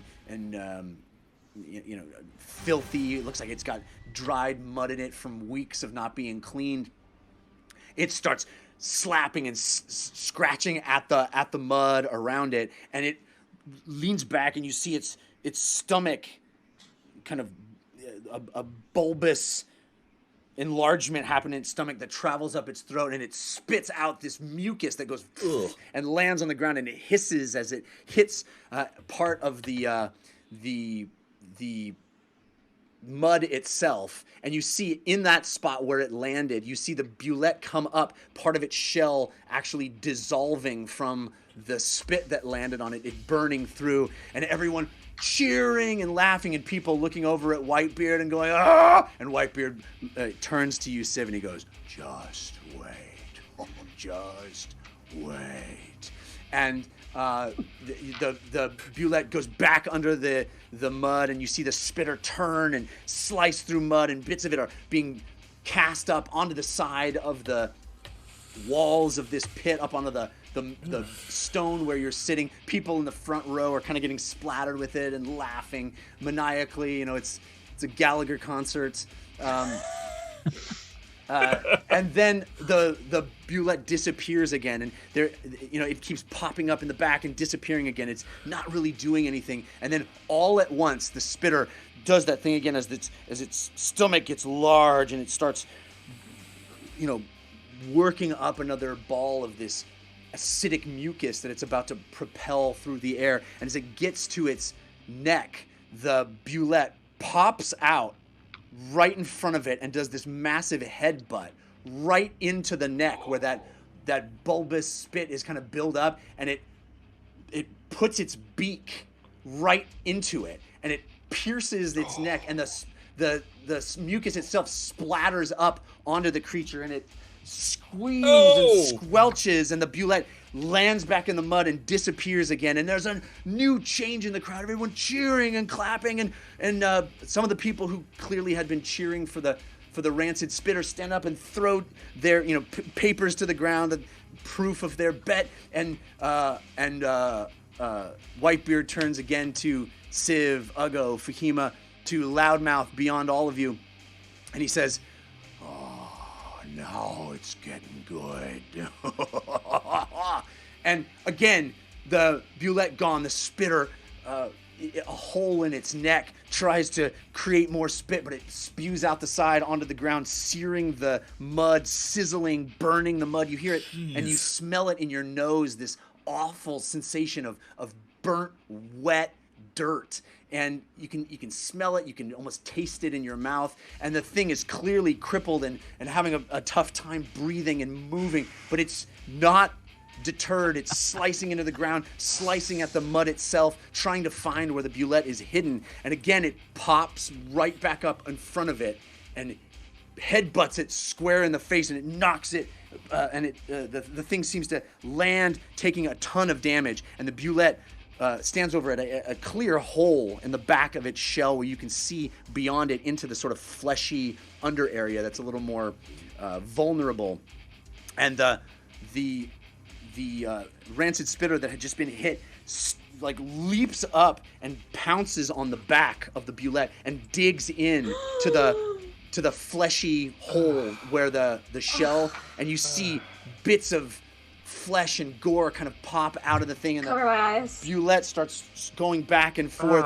And again, the entire pendulum of cheering swings the other way, and people who were deterred are now cheering again. This is an incredible turn of events. The place is crescendoing. This fight is, usually these fights kind of don't last terribly long, but this one is going back and forth with these evenly matched competitors. And the Bulette, as this thing is on its back, tearing into its flesh, goes under the mud, pulling the spitter with it. And then it's like this blue as it burrows down under the mud, and then the mud collapses over the top. And there's nothing. And everyone who's cheering just kind of stops, and it's as if the whole room doesn't breathe for a second. They're looking, seeing, and then there's a bubble that comes up, and another bubble that comes up.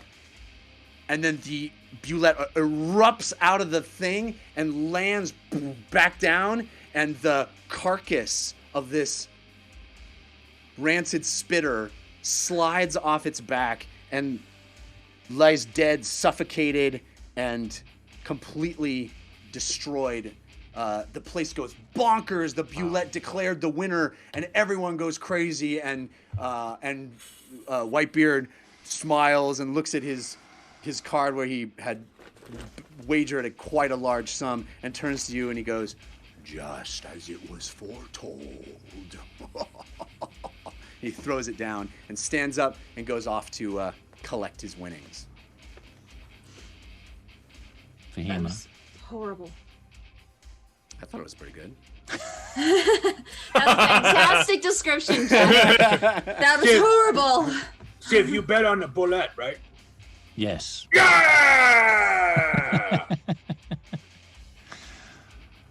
I think I need a drink. Yeah. And Choran turns to you, Ago, and he goes, I guess if it's destined to be so, it's destined to be so. What are you talking about? Nothing. No, do not hide. Tell me. She told us the Bulette would win, and so it did. Yes, but what are you referring to? He cheated. Who? Your captain. How he cheat? He knew the result before he placed the bet. Oh, yeah. Well, I understand now. Certain power in that, I suppose. I'm gonna get up and take the ticket from Ago and my own ticket, and I'm gonna go collect the winnings and get a round of drinks for everyone. All right, so you get 2.5 times your money. So you come back with 25 gold, or no, actually you had Ugo's 5, right? Yeah, we bet 15 total. Oh man, 37 and 5 silver. Yep. Okay. I'll spend the 5 silver on drinks. Okay. Because I'm assuming they don't have anything nice down here. No, yeah, that's plenty. Plenty of silver for what's available down here. Okay. So yeah, I mean, you come back with with mead and lager, and it's the swill that they hoist back down here, and you pass it out to the team. And then I'll take my winnings, my extra 10 gold, and hand it to Fahima. And then obviously give Ugo his winnings as well. Whoa. Wow. Yes. That's a lot of gold. Yes, it is. Should bet more often, I guess. You see Whitebeard come back with a large sack of gold, and he plunks it down, and he turns to you three, and he says, "So, which one of you is getting in the bet?" And that's where we jump over to our other team. You guys think about it. And you guys wonder how they're doing. Yeah. You in the door, you see this mess in here, this mess of empty bottles, of casks, of jugs, just strewn about. It's filth.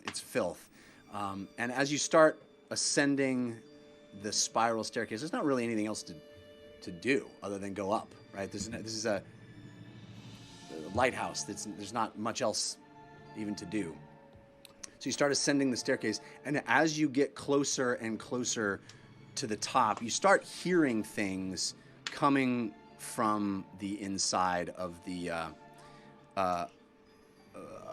upper levels above you. You can hear sounds, movement a bit, and really what you hear is the sound of breathing. Like breathing. What kind of breathing? Labored, heavy. I'm being the opposite of sneaky. I am. If we're like within 10 feet of the door, Viscount, Viscount Envoy. Your Majesty. Hello.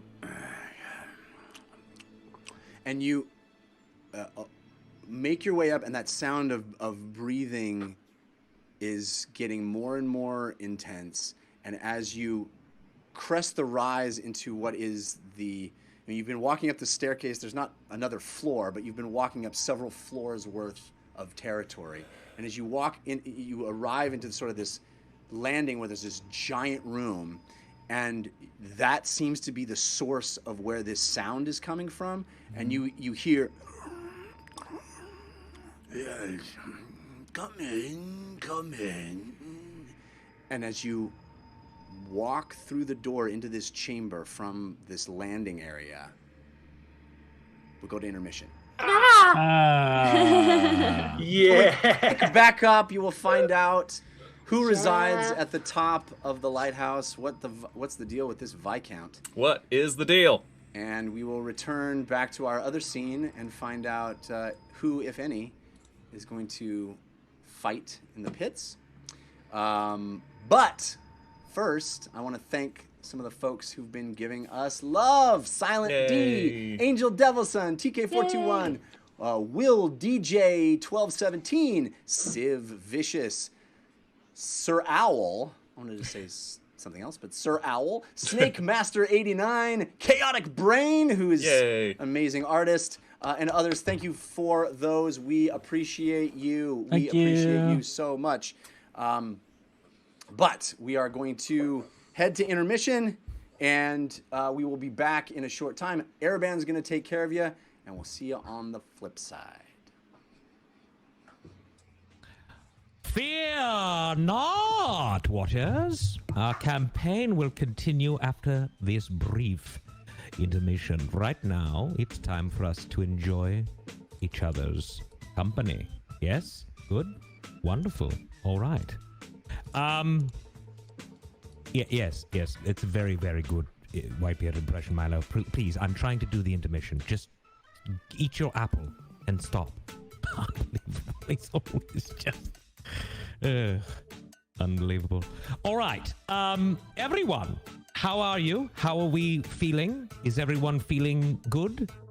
Are you concerned about the livelihoods of our players? Anyone? Kitty Cat saying, hold on, let me read. Lord A, what is your favorite time of the year? Well, my favorite time of the year is the time of the year when I'm with you, the watchers of the time stream. Does that make you happy? Hopefully. Yes, no, that was a complete fabrication. That's not true. My favorite time of the year is the winter when no one goes outside because I hate seeing the folks. That's just me, though. You know, that's how I do it. What is this wacky music? Listen, I want to just be very clear, everyone. Milo chooses the intermission music every time, and I cannot control. It's the one thing that I've allowed him to do, and I've told him from the very start, he is in charge. I will not judge it. So just please try to let it feel good, okay? I know it's tough. I love you, Grandpa Grumpy. I love you as well, Rhaegor. I love you as well. Snake Master saying, please don't let him DJ the A. Well, first of all, Snake Master, it's A period S period S period S period. If you say it, if you write it like that, it spells, and I don't really think that's the right thing to do here. You got your period, Musk Stick Addict. You did. Well, congratulations. Is it your first?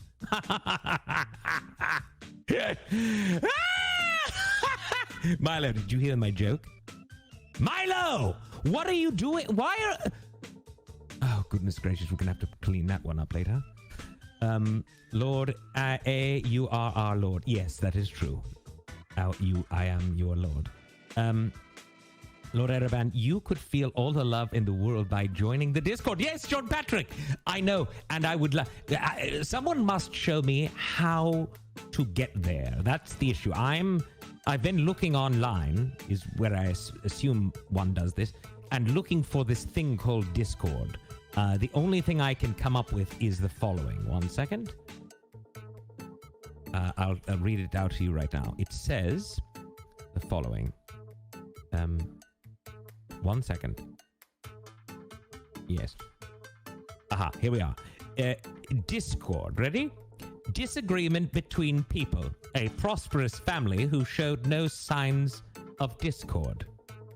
And I guess that is the definition.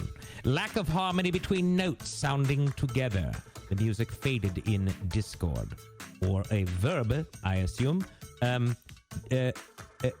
of people who disagree. I see. We've discorded commonly on 2 points. Sean Patrick, Lord Araban, try this. The dungeon run. The dungeon run. I can't read it. Milo, write it down. It's out. It's gone. It's gone. I cannot. It was there and now it's gone. And I cannot, unfortunately. Milo, next time that comes up, please write it down, would you? Oh, this is way late, but I was busy at work. Happy birthday, TDR, branded nerd. Let me just say this to you. I appreciate you in all the ways that one could appreciate you. Thank you for being here. Thank you for your well wishes and your kind words. And speaking of both Discord and 1 year anniversaries, I have some news. Check it before you wreck it. Are you ready? Watch this. As you know, or maybe you don't. So I'm just going to tell you. I'm going to ruin the secret here. It's going to happen like this. The Dungeon Run Discord is having a party to celebrate the 1 year anniversary of the Dungeon Run. And you are invited. You can join the 1 year anniversary live stream this Friday at 6 p.m. Pacific. Note, if you're not on the Pacific or if you're not living on the coast of the United States on the left coast, that is a different time for you most likely. For instance, thank you, Dyson Games, 9 p.m. Eastern. And if you're on GMT or something, it's also another time. All right? Please make sure you write this down. All right? Anniversary, the 1 year anniversary live stream this Friday at 6 p.m. Pacific at caffeine.tv/D-Run Discord. Would you like me to spell that for you? Milo, no. Finally, you have a chance to do your spelling games. Remember, can you do it for me? Spell this. Spell D-Run Discord. Go. D, good. R, U, yes. R, good. U, yes. N, yes. D, yes. I, yes. S, yes. C, yes. O, yes. R, yes. D. Perfect. He is absolutely correct, and that's how and where you will go to celebrate. That was quite the That was very difficult. I'm not going to lie. That took more energy than I thought it would.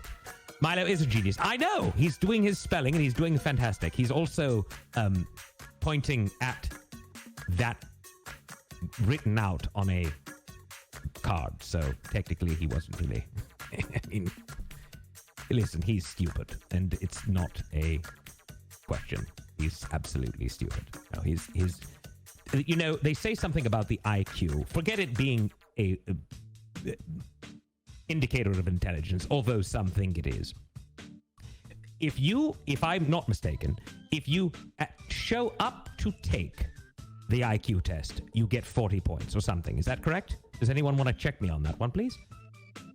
Because Milo cannot get a 40. Every time he's taken it, he's gotten a 6 or lower. We're not even sure how that's possible. It's insanity. Will Milo be at the party? If not, I'm not going. No, Damon 7. Yes, no, he will be there. So please show up. IQ, stop spelling more stuff. I'm getting confused. Very good. Very good. Very, very good. When is my birthday? Will DJ 1217? Well, it was a long time ago. Over 120 years, as a matter of fact. In a very different place. What birthday? What does that even mean? Can someone explain what that means? The day of my birth? It was a Monday 120 years ago. You mean the actual time? It was, I believe, noon. And yes, I was born, well, not on Earth per se, but near here, yes. There is no egg, Chef Scott. It's essentially, well, there is and isn't. I mean, we all come from an egg, don't we? Even you humans, right? Before we continue on, because this is getting a little out of control, Milo, I love the tunes, by the way, today. Really great. Excuse me. I'm having a little bit of a... yes, hold on.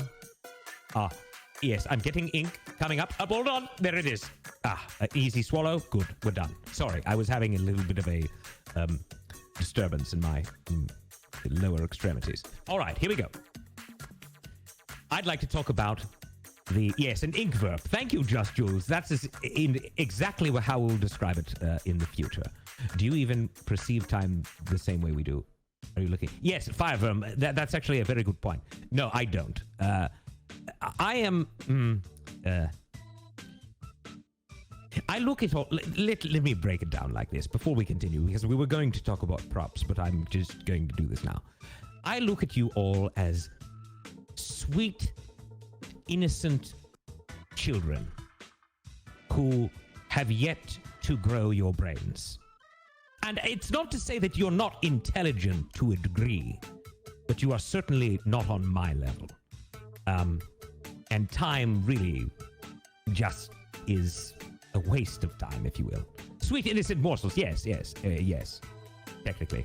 All right, good. So that's that. I don't even know if I explained anything there, but it wouldn't matter because you're all human. Here we go. We have 4 unique dungeon run props for you this evening, if you're not already clear on that. Here's what they're like. You can grant the gift of advantage. Yes, Soviet potato, exactly correct. That's the ability to roll a pair of 20-sided dice at one time, taking the highest value. So if someone has an advantage, they get that luxury when they're rolling the dice, of course.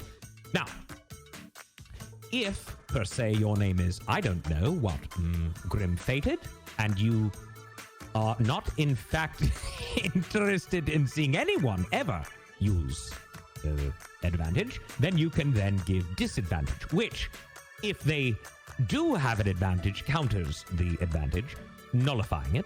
But if they do not have an advantage, well, a disadvantage will cause them to roll 2 dice, 20-sided dice, and take the lowest value. After all, we say here on this show, life is pain. Yes? Good. Now, when you give a disadvantage or disadvantage, please specify which player at the table it is for, or I will make the choice for you, which of course you're going to then say, well, wait, I didn't want it to be like that. I wanted this person. And I'm going to go, well, too bad. Okay? Because I told you during the intermission, you need to say who it's going to be for. I may ask you once or twice, but if you don't respond to me, of course, we're going to make the decision for you. And of course, there's show love. Yes, you are correct there, Regor. Our celebratory item. That's the blue balloons. You can send love to the team whenever you want. It's a very, very nice way of contributing to the show and showing your love. It's a very good way. Yes, Lieberg, that's absolutely what we were. I was just discussing, and TK421 as well. Thank you. Now, there's also, mistakenly, though not really, because it just happens to be there, Milo's ball. Now, normally Milo's ball would kill Milo, and in conjunction with other Milo's balls would potentially bring up a force of evil. However, we're not doing force of good and force of evil right now because it's just complicated. So, the Milo's ball will just be a Milo's ball. It's basically like saying to Milo, here, little one, go ahead and die because I don't like you. So it's one way of saying that. And you are more than welcome to do it at any time. But do realize that you are going to kill my minion. I will bring him back to life, but you are in essence saying you don't like the halftime music because, of course, he brought it to you today. So that's that. This is like a vacation for Milo. Keep that in mind for later, my lord. In a way, yes. In a very awkward way, this is like a vacation for all of us, is it not? Unless, of course, you are indisposed at the moment and struggling with whatever it is that's going around. Of course, I can't suffer from it because, of course, I'm not human, but I do want to extend my concern and hope that each and every one of you is staying in your respective box. Some of us call them homes, but in your respective location, and not leaving there and not infecting one another. Because at the end of the day, what we want to do is we want to make sure we beat this one as soon as possible. Bye, everyone. Don't make my mistake and be safe. Rhaegor, what happened? Don't make my mistake and be safe. Well, I hope that Rhaegor has a wonderful night and sweet dreams. And yes, Doug, yes, that's exactly what I was going to ask. You should be hanging out in your dwelling cube. I'm supposed to be on vacation in Toraja, Indonesia right now. SMH. Fireworm is saying. SMH means shoot me hates. Oh, shake my head. Ah, I got it. Makes sense. Understood. Do my make my mistake of not looking where you are going, says the Soviet potato. I certainly won't. Steve-O 290, seeing Araban's, I almost said my name was Araban. Araban's posters, I now want a Three Wolves version of Araban. Yes, well, I would like that as well. I was supposed to be on a vacay in Hawaii last month. Oh, Lily and Civ fan, I'm so sorry. Perhaps you'll go once the world opens back up. And how they aren't close to each other, is it a flat aim? Yes, I believe. I'm not sure if I'm answering that question right or wrong. Lieberg, ha ha ha, Erebin. Ha ha. No, that's incorrect. You're spelling the name wrong. There's no I, it's an A. Hi, Lord A. 2 shirts for the dungeon run. Ooh, you bought 2 shirts. Fantastic. Well, that is always a very, very nice help to the show, of course. Soviet potato, TK saying to the Soviet potato, think we've all been there, bud, sorry. Shoot, I missed what that conversation entailed. Kitty Cat, 13. Lord A, what was your favorite vacation? Oh, I've never gone on one. I wouldn't even know what that would entail. Is it going somewhere? It's funny to me that you humans seem to feel the need to go places. I just don't understand it. I mean, I travel everywhere in my mind, so there is no reason to go anywhere. I could sit in a dark space for the eternity of my life and experience every facet of this universe very easily. Wild DJ 1217, Lord Araban, did you get that sword? Where did you get that sword behind? Oh, very good. Yes. A very, very good question. Well, there's 2 actually. There's one to my right and one to my left. The one on my left is on another wall, which nonetheless you'll see it if you really look. Both of these were actually gathered during one of my quests to the lower dark, not the underdark, but the lower dark. As a matter of fact, the same place where I found Milo's ball, which of course came back to bite me in the rear. So Lord A, are you a left or right-brained mind player? That's a very good question, Kazfran. I've heard that one before, and it's tricky because it's only you humans that experience the brain as right and left. I don't do that. We don't, as a species, do that. No, our brains are just brains and perform admirably. Lord A uses all of them. It is absolutely correct. What happened? What do you mean Lord Araban was counted by Grim Fated? Where? What did she say? I missed it? No, I didn't. Did she say anything that I should be upset about? Yes? How's your bowel movements, Lord A? Very good, as a matter of fact. Well, no. I should take that back. I did have a disturbing one recently, but that was because I promised Milo that I would have birthday cake with him. Yes. JT Justice, which brain do you prefer the taste of, left or right? Ah, well, that's interesting. I've never thought that one through. I don't know. Let me have one, and I'll get back to you on that, yes? All right. What do we got here? Lee Burke on air. I'm sure it's hindbrain. That's dreadful. You're hilarious. I didn't just speak English there, did I? Brains are high fat and low fiber, probably messy. No, friendly undead mage. My diet of brains has never, ever caused me an issue. As a matter of fact, fiber for me is a very dangerous thing to put in my system. No, what I want is just high fat, high brain. Anytime I add gluten or sugar or anything like that to the diet, there's going to be issues. Is Lord Ereban getting down in a disco? Well, KLM, you could look at it that way, though. There's not enough light in here, blinking lights, for it to be a disco.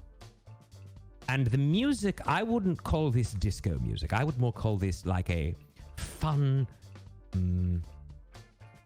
a funky slow jam, you see. Not so much disco. But perhaps I'm not describing it well. Sean Patrick, I love Lord Araban's place. Looks very homey. It is. Yes. Yes, Lily Double Bay needs a disco ball for sure. I certainly would, yes. Ryan Winters, Lord A, favorite and least favorite human tradition. Oh, now we're getting somewhere. I could talk about this all night long. Most of what you people do disgusts me. Most of what you people do confuses me. And most of what you people do makes me sad. But there is one thing that you all do that I really appreciate, and that is love. The act of love. To love one another. You do it so well, and at times often not. And I don't know why it goes wrong so often, but you're so wonderful, and I just wanted to say that. Yes. So, what you now understand, I think, is the following. I love your love. I love that you love. And should you choose to not love, perhaps rethink it and just love instead. No? Try it. Look, I'm not good at love, but you are, so continue that. And with the love, I now would like to bow out, say my farewells, and ask you all, of course, who haven't yet shared the show, to please do so, because it is, of course, the greatest show on earth. Now, if you have shared the show, I do want to let you know that I see you and I thank you. If you have not, please do so. Hashtag the dungeon run, and just tell a friend to tell a friend, because at the end of the day, they don't know what they're missing, and they would love to see it, I'm sure. Now, remember, I'll be joining you in a social conversations around the game. So now it's time to rejoin our adventurers. Hello! Hey! They're back! Thank you, Lord Ereban. Woo! Thank you, watchers. Back to the year anniversary of the Dungeon Run, where we left off. James and Lily finally entered the second to topmost floor of the lighthouse. Ooh, and second to top. On Ocean's Gull Point. And as they open a door into this chamber, what the two of you see is quite a sight. You see a mess. You see bottles strewn everywhere. You see large jugs tipped over, things broken, crates of bottles all stacked, empty, disheveled, turned over, parts of crates, gulls picking at things, and toward the back of the room, Gulls inside the building? Mm-hmm. Okay. There does seem to be an open. No judgment.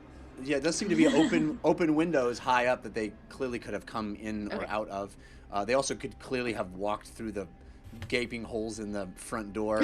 There's lots of ways that these things could have gotten in. Oh, the door's not there anymore. Just we took care of that too. Sorry.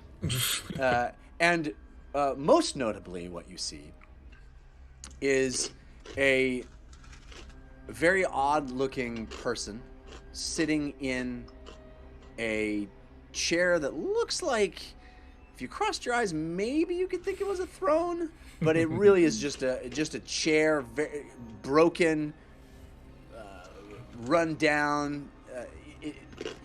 It looked like at one point it was maybe a deck chair or a chair that was on a ship, but at this point it is grimy and broken, and in it is this sad-looking creature with sort of a droopy, sunken eyes, a hollow, sallow, what's the word I'm looking for? A gaunt face, Okay.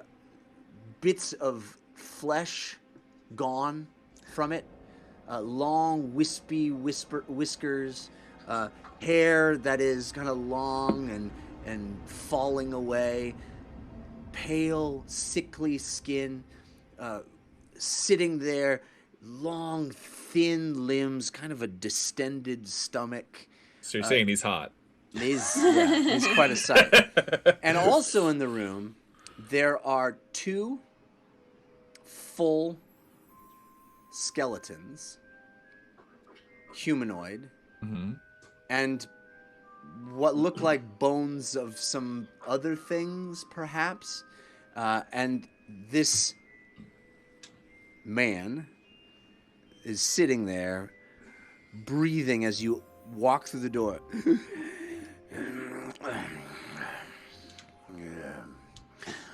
Visitors. James is doing his best to smile, and yes, a little bow. Hello. You come to offer a tithe? Yeah. Perhaps, yes. If that is required, we certainly wouldn't want to be disrespectful. Look, Lady Josephine, we have visitors, not many visitors. Were these your last visitors? These are my royal court. Introduce yourselves, Lady Josephine Quink, Sir Brandlish Otterpop. And they are clearly just skeletons. There are gulls kind of, picking, but they're long past the point of having any flesh or edible things on them. They're just these, sitting there, kind of not even in chairs, just kind of propped up against the side of the wall. You mentioned the...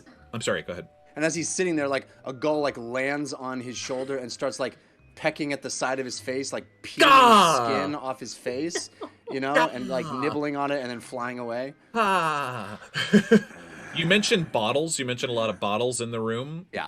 Are they full? Are they empty? What do they look like? Almost exclusively empty, although there are a few around him that look like they have bits of liquid in them, dark, murky liquid.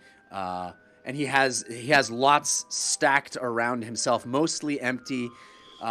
This looks like the worst flop house from Train Spotting. It's that. Oh. You know what I'm saying? Yeah. Is there a baby on the ceiling, Jeff? Nope. Not going there. Well, it's a pleasure to meet you, my lady, and Lord Otterpop.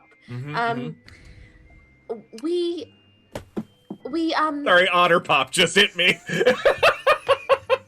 Sometimes I do things just to amuse myself. Sorry. We were sent here to find you. Well, find me. You have. Yes, we are in need of one's expertise such as yours. We are planning an excursion to the Castle Rum. Castle Rum. Yes. Oh, dangerous place. The castle, dangerous. Indeed, we hear it is. We were told that you could perhaps provide us with some aid to the treacheries over there. Yes. I am past my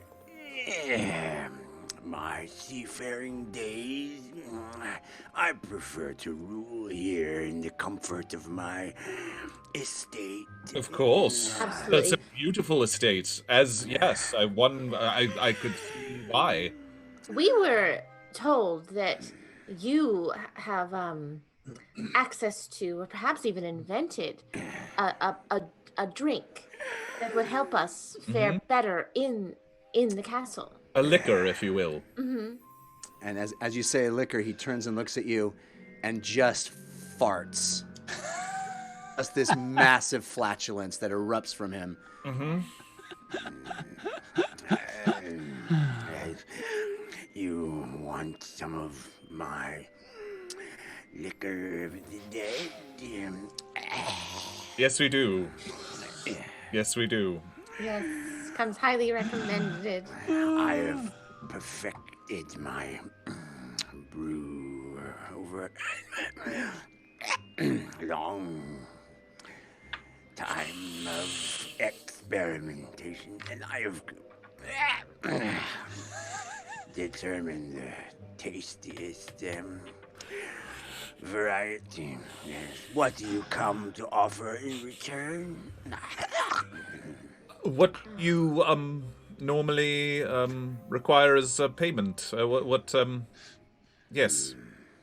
Well, we hadn't heard about that. I much prefer consuming my own beverage myself. But it is, as you noted, difficult to ferment. So, do you know how liquor of the dead is made? We do not. No. No, Don't ask. Do not ask. Jeff. You're not there, Sam. You're not there. People poop. Ugh. No. Don't know. No. We need to know. You are truly a scholar on the matter. So yes. We need to know. Yes. Well, the only way to make it is to ferment the brew inside the corpse of a dead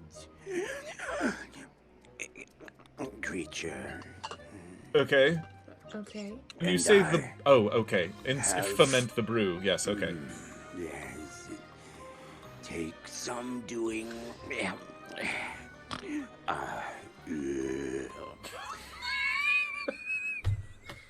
And God damn it. sorry to interrupt you, but do you say you have some stores, I have some like that a is cellar? currently fermenting, but if I were to part with, I would require you perhaps to offer your own corpses Oh, should you expire. so you're saying if we were to run into dire situations and expire, that you would own our corpses? Yes, I would like to brew liquor of the dead inside you. Oh. Well, that's very flattering. Thank you so much for the. I suppose we hope that we won't get to that situation where we are a corpse. No. And if we were to get to that situation, yes, we could see to it that there was some kind of will. Arrangement. Yes. As my loyal subjects, I want nothing but your well-being. Thank you. Very kind. But have any of you been to Castle Rum before? No. No. No, we have not. We hear it's quite treacherous. The liquor of the dead can stave off the effects of the madness, but wow. Few have developed a tolerance to the substance that I have. It is an acquired taste. As I imagine anything called the liquor of the dead would be, yes, so that tracks. What would you say the side effects are? Good question. There are a few. I luckily have not had any of the effects affect me. No, you seem in the finest of shape. The finest of shape indeed, yes. Exemplary. 100%. It is my royal blood that undoubtedly provides me Well, protection. as we are just two laymen, royal servants, if you will, we probably don't have such royal blood. So what would such humble beings as ourselves maybe be subject to? The liquor of the dead is effectively poison. And I would not recommend drinking it in large quantities. Just like a shot at a time, you would say? Sips. Okay. Sips. More than a pint a person. Okay, so that seems pretty straightforward. No more than a pint a person. All right, right. For me, maybe I'll stick with half a pint, since I'm a little bit smaller. Yes. Lady Josephine, why don't you explain it to them? And he turns and he looks at the skeleton and he stares at it.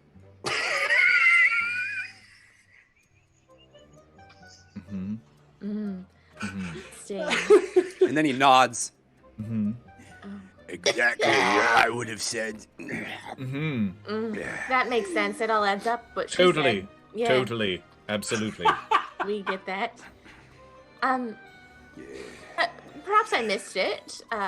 Forgive me. Where is it? Well, a bad dish. Otapop will happily escort you to He will escort us. what is that, Bradlish? You're not willing to. I'll be rude to our guests. It's fine. It's fine. We don't take it as rude. He looks very comfortable. He can stay there. That's fine. If you'd like to just tell us yourself, we could go. I took it a little rude. There is a lot of death around us. I have buried many errant brews in the island around this lighthouse. That explains the That makes seagulls. sense, Yes. The gulls are so friendly this time of year. Indeed. They are. They say the funniest things. My loyal court is concerned with maintaining their status and often disobey me, and I don't appreciate it. I wonder if one or both of you might light the light in the topmost floor of this building for me.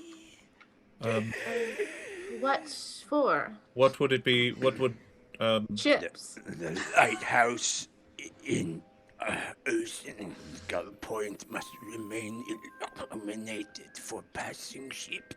Yes, of course. What would it require to light it? fire. Okay, yeah, I mean, we could probably You do will that. find the combustibles on the upmost floor. Do this, and I will happily allow you to take some liquor of the dead from any corpse you dig up. Oh, Great. one we choose. What a treat. A salad bar. Okay. It's numinous. Oh, sir. To choose from. Bless you. Numerous to choose from in the grounds directly around this abode. Do you bury them yourself? You seem so. I mean, you royal. seem very. You seem so very, royal and yes. unfit Your to- royal yeah. hands with it. It is a pleasure of mine that I enjoy, and Lady Josephine and Sir Bradley Pop will not deign to help me. So I do it how it is beneath my station. Well, I'm sure the dead respect the care that you take, and the liquor that is fermented there can only be the better for it. And we have an agreement. Should you meet an untimely demise? Yes, kind of. I believe. Let's Yes. just say. Yes. Only after we have gotten to the castle. Oh, the castle will almost certainly kill you. Okay. Well, let's just say if we give it our good college try and it doesn't work out, then this body's Sue body. Like. I am pleased to hear that. I promise that I will make the most delicious rum from your remains. Very kind of you. Very kind. James, shall we? These stairs over here. It's like I'm trying to get out of there. Where is the let's get. Yeah, so you guys can book it down the stairs, and we can. I'll bow to both of the. Oh wait, or do we corpses. have to light up the lighthouse? Correct. Yes, you would have to go up to the stairs. Yes. So, yeah, no, that's where I'm looking for. Yes, yeah. Okay. So yeah, if you walk up the stairs, there's a smaller, almost kind of a rickety metal ladder that leads up to the very tip-top-most highest point of the lighthouse, and there is this kind of beautiful mirrored brazier in the center there that does seem to have a lot of material, and there are nests in here where birds seem to be, and there's rats scurrying about, and there's a lot of refuse and debris, and again, bottles everywhere, and there's seems to be things that could burn that are sitting in the brazier itself. Are still empty bottles? If there's any bottles with any kind of liquid in it, I would like to try and get a smell of it. You know, basically. Sure, yeah, you can find. I mean, there are most of them are dried and old and dusty, even like they've just been cast into to the side and left there for a long time. But there are, there are a variety of different ages of the variety of different ones that have been there for a variety of different times. Got it. And you probably could find one that has a little hint of something in the bottom. There isn't much dry around here. I mean, there isn't much that isn't dry around here, right, other than that was around his immediate vicinity as he was sitting. But in this second floor, you maybe could find something and take a whiff. Actually, roll me a perception check on that. You have advantage from Bo Busy that was countered by Grim Faded. Okay. I'll do it too. I imagine I'm also looking around. All right, Lily, you have advantage from Lily Dumblebay, countered by Bingle and Flame. So you both are kind of like sniffing at these bottles. I'm rolling very well. I got a 16. I got a natural 20. Natural 20. Biffin! All right, Lily, you have lived your whole life in a bar. Yeah. Served and been around all manner of liquor brew, concoctions, potions even. Anything that can be imbibed seems to have come through Bingle at some point or another. Oh, that's a family-friendly place. There are some bars. You've never smelled anything like this. It is awful. It smells like rotting, putrid decay. And it is thick. The little droplets that you wave in front of your nose, thick, and there's a stinging in your nose, even as you just smell that little bit. And you can almost taste it in the back of your throat. It is formaldehyde, and it is just awful. Awful in the OFFAL variety. Oh god. Oh god. Okay. James. Yes. Best case scenario. Uh-huh. We light this lighthouse. Uh-huh. We get this liquid. Uh-huh. No question asked. Best case scenario, we have to drink it. Right. I mean, we could always bring it with us and sort of wait until we get to the castle rum. Maybe the castle rum isn't as bad as people say. Maybe not. Because I don't know what this is going to do. Mm-hmm. I don't know who could possibly imbibe a pint of this. Right, exactly. I mean, and Ein is full of legends and myths that aren't true. So, let's get the job done and get out of here. Okay. Yes. All right. So I'm looking about for, is there a lighting method to the brazier, or?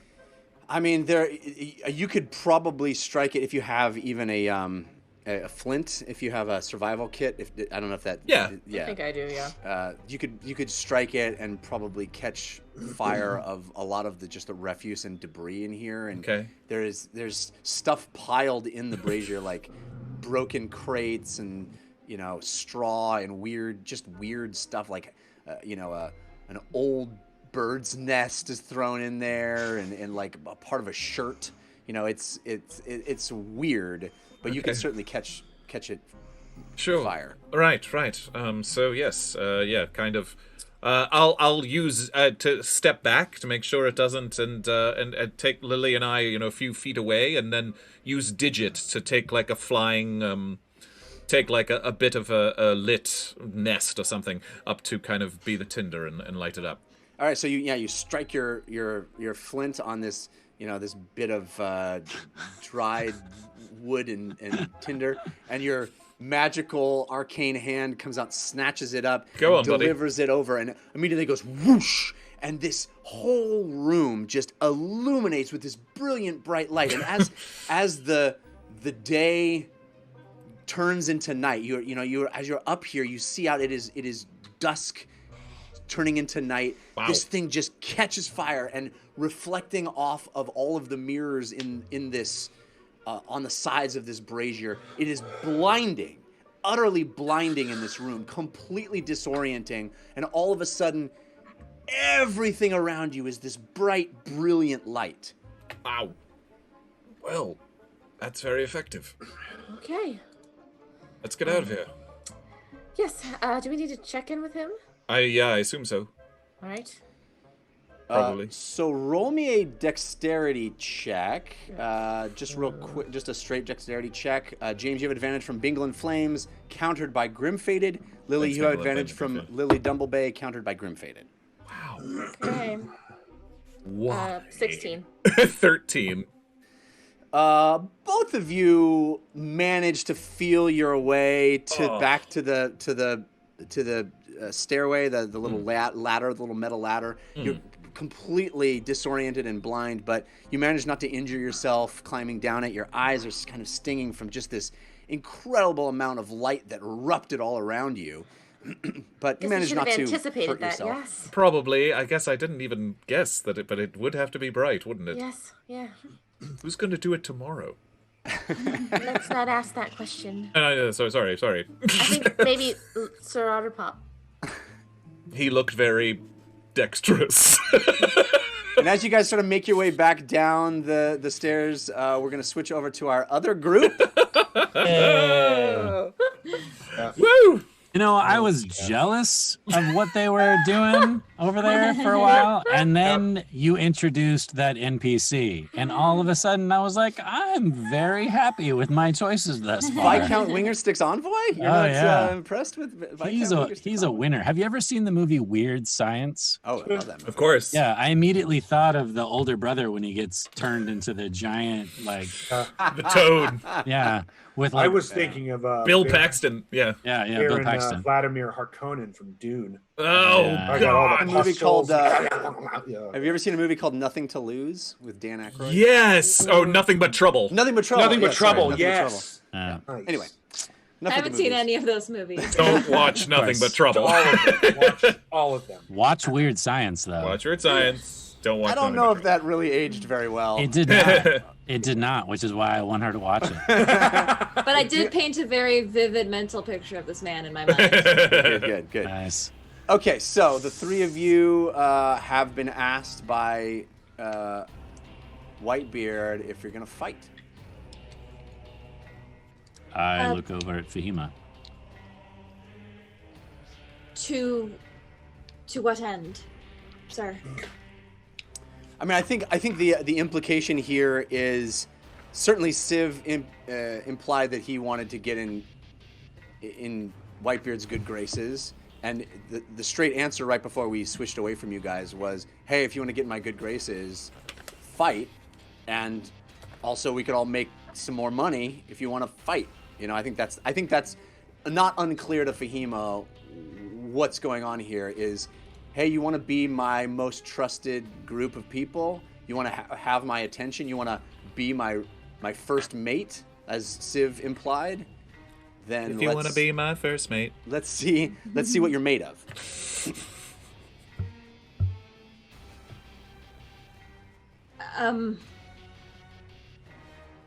I will Is there- fight.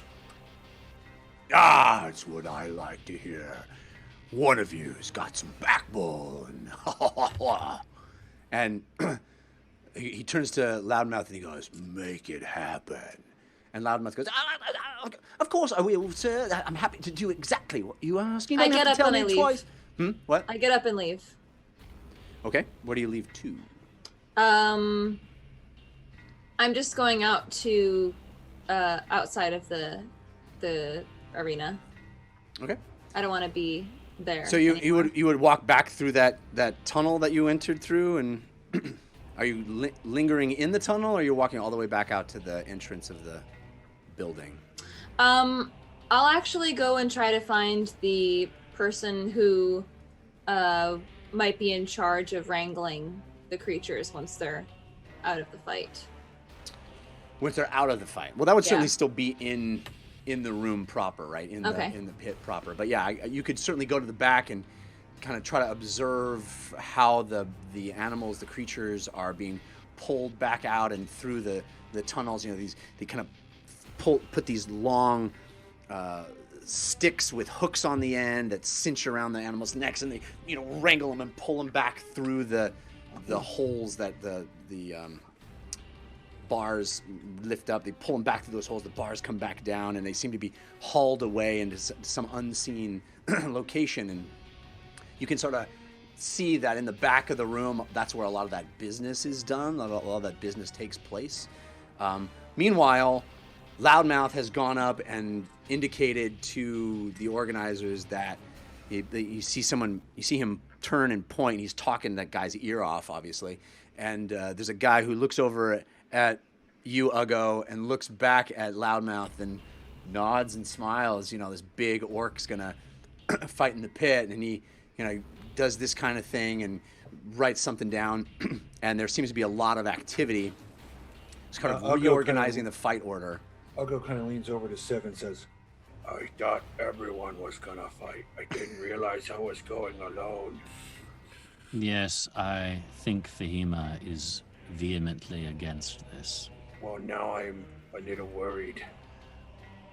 I was planning on the wizard being there. Do you want me to join? Well, you didn't say nothing either. Well, He asked us. I said yes because he asked me. Yes, I know that.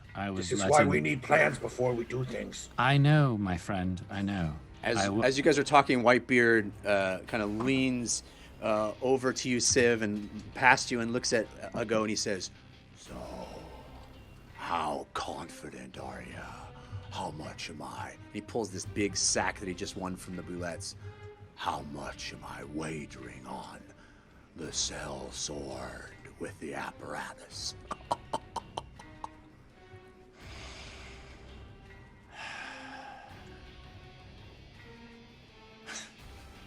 Well, what's it gonna be?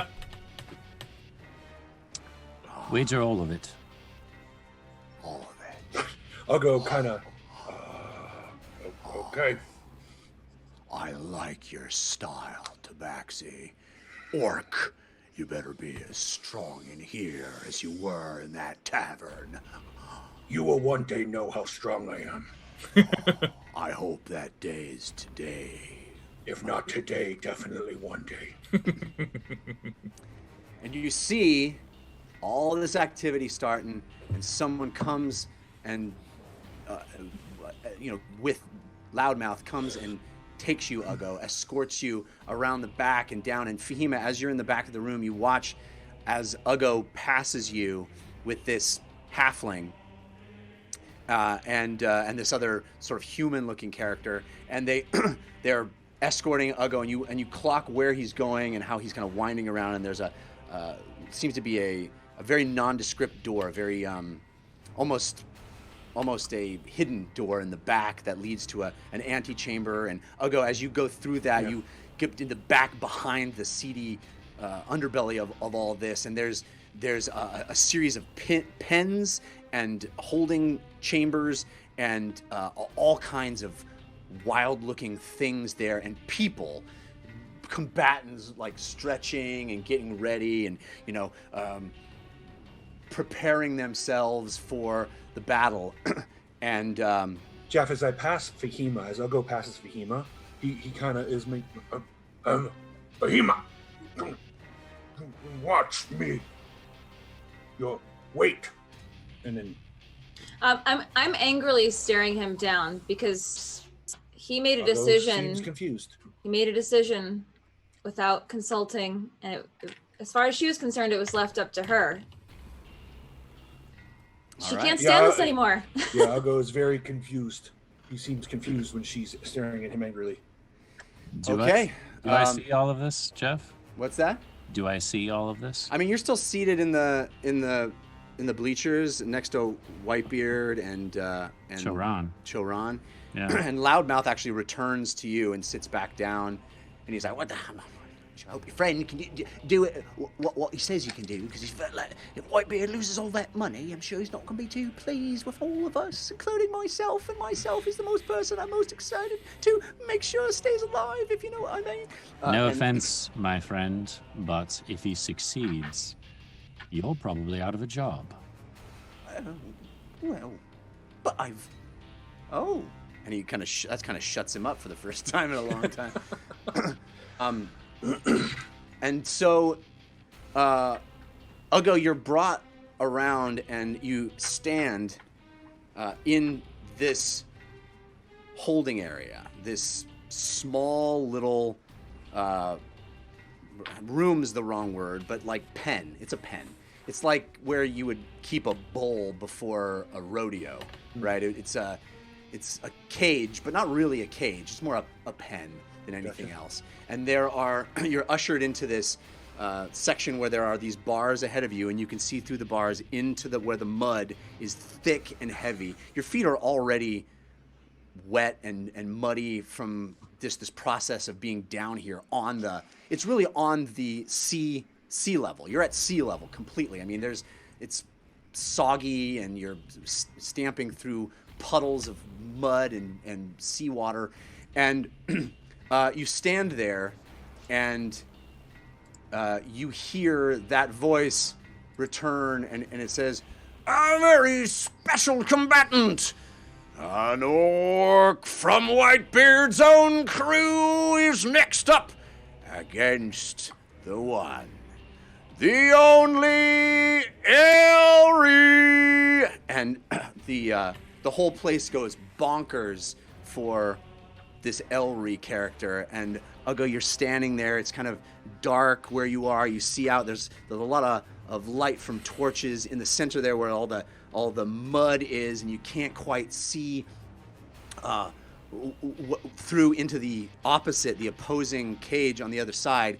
And then slowly, methodically, the bars start to raise up, and you are pushed from behind by that same stick. And as you enter into the center, not the center, but the edge of the arena, into the place where you can look up and see all the people looking at you, you spy across the way. Ugo's scanning for Fahima. Yeah, she's in the back of the room. It wouldn't be some place you could see, but you can certainly spot Civ and Loudmouth and Whitebeard and Choran. You know where to look because you've been sitting there. And then the opposite side of the room, the bars open up, and you see what steps forward this female halfling who is got her hands wrapped. She's got this sort of vest on. She is ripped. Her arms thick and muscled. She's got her hair pulled back tight in a ponytail. She's got eyes that are focused and angry, and she stares at you. Roll initiative. Wow. Is this bare hand fighting? Is there any weapons? There are no weapons. Oh, they took my mauls and hammers. Okay. Yeah. So what we're gonna do? All of your hammers. That was a 30-minute moment. And you got any more hammers? Here's one.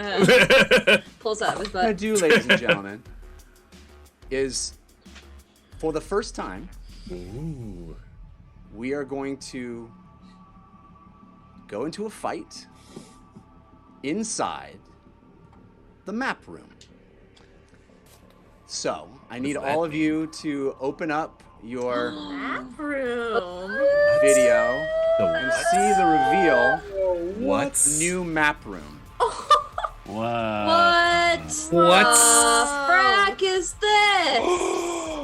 What? Dude, those are as designed by us. Those are the minis designed by you guys. What? See Fahima at the back of the room, Civ Oh my sitting, God. watching, looking down. A halfling has entered.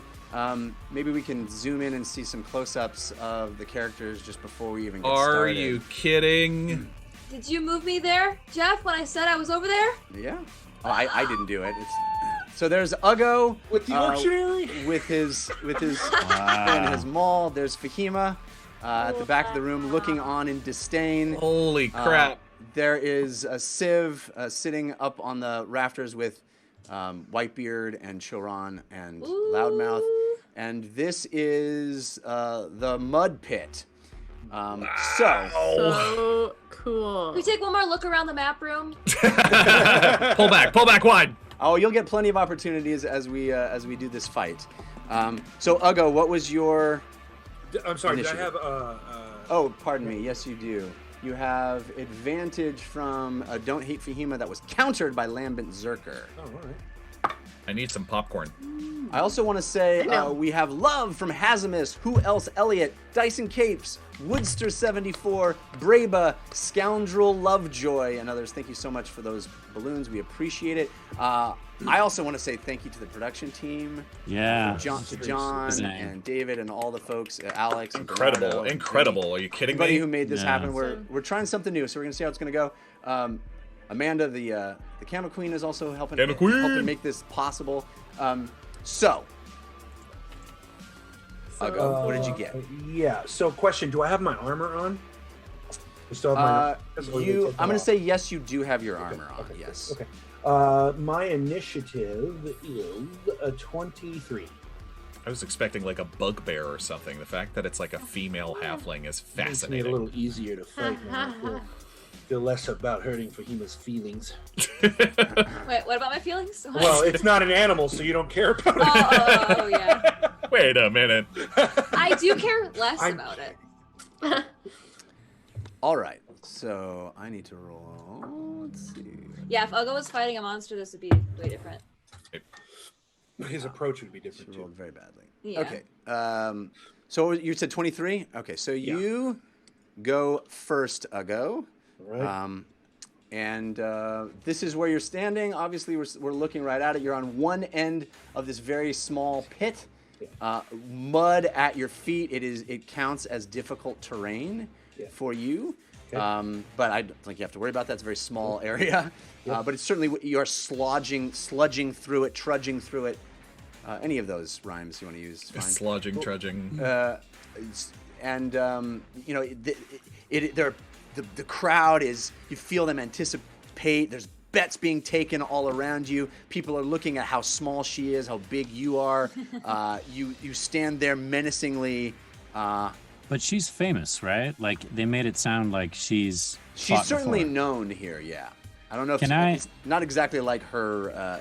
Well, go ahead. What were you going to say? I was going to see, can I try to catch some whispers or some anyone talking about her, like what she does or how she could possibly be a fighter at being so small? Sure. Yeah, you can. You want to just do a perception check, or you want to try to do some charisma and like get things out of people? Well, unless Choran seems engaged at all in this fight, then I'm gonna get up and actually use some charisma and try to get information to give to Ugo. Okay. So you have advantage from Falstar that was countered by Lambent Zerker. So I'm doing persuasion? Yeah, persuasion. Or observation, or what do you want? Let's just say, you can say persuasion and see if you can sort of get people to talk to you. Man, I am rolling terrible. 12. Yeah, I mean, everyone seems to be focused on the fight, and it's like you're the guy at the bar who's like, hey, what are these two teams? Yeah. And they're like, not much time for you, but you can pick up the fact that she is quite an accomplished pit fighter. Right. There seems to be a lot of interest in her and attention on her, and just hearing her name was, people kind of gasped that she was going to fight. Does Loudmouth or Whitebeard know anything about her? Well, if you get Loudmouth talking, certainly he has seen her a few times. He could tell you a story about that one time where she pummeled a few. He knows her as someone who has extensively trained in unarmed combat. In fact, I'm going to let you use your maul for this. Okay. You can use your maul should you choose, because kind of thing. And almost anything goes in here, other than things that they would consider to be unfair. But if you had your maul on you, you don't necessarily have to be unarmed. Okay. But she is unarmed, but seems to be feared even so. Right. So she's like a pugilist, aka monk. Yeah. Okay. Got it. I'm gonna sit down next to Choran unless I can see Fahima. I'll just sit down next to Choran and see how he reacts. Choran is uncomfortable with all of this. He's not particularly been caught up in the fight, although he is now interested seeing Ugo having gone in there. He's observing cautiously, I would say. I'm gonna whisper to him, you realize that if he dies in this, so do you and so does your family. Well, it seems to me that you made a pretty rash decision then, didn't you? What can I do about it? I am at your mercy. I don't know. What can you do? He looks at you and his eyes squint. All right, Ugo. What would you like to do? You're up first. Yeah. Well, Ugo's gonna rage. Okay. Dun dun dun! Surprise, everybody! Has he done that before? No. First time. Jeff, Ugo, his wisdom is, I think, coming to play here, and there's something odd about putting me up against a small person. So he's gonna move forward and not recklessly attack, but attack regularly. But while he's raging, ancestors do appear. Okay. So if I hit her, they start to form and fly around. So just Right. yeah, we're in an arena. So, Okay. Do I have? Yeah. So I'm moving. My speed is 40, so I can move right up to her. Yeah. So you're gonna move directly in a straight line up to her. Yeah. Okay. Wow! Look at that. Whoa! That's That's awesome. And then I'm gonna attack her What twice is with the this? maul. Amazing. Okay. And You He have have his a- maul? He does You have now. Yeah. Advantage from Reloader 68, countered by Grim Faded. Okay. On And the first second one, and advantage from Snake Master 89, countered by Grim Faded on the second one. Lovely. All right. Got it. So first one is a. Where's the 11. I'm assuming that does not hit. Yeah, as you swing your maul, she sort of just easily just moves her body, not even very much, and the maul whiffs as it swings by her, and she looks back at you. That same steely-eyed stare. The second one is a 23. 23. That 24. 24. So that hits. It better. Yeah, I That was gonna hits. say I'm getting out of this ring if that didn't hit. No, that hits, but she has a reaction called counterattack. Okay. So she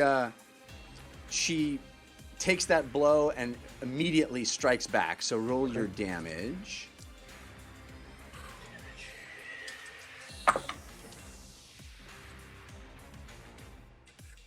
That is 9 bludgeoning. All right.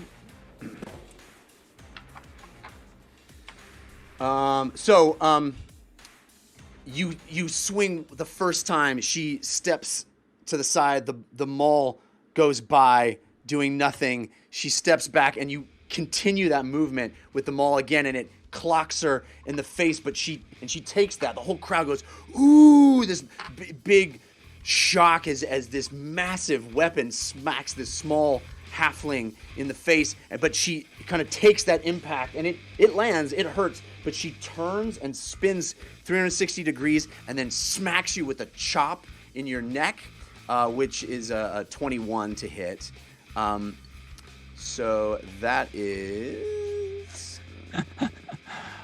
I like how her miniature just went up a little bit to emulate the chop to the neck and then go back down.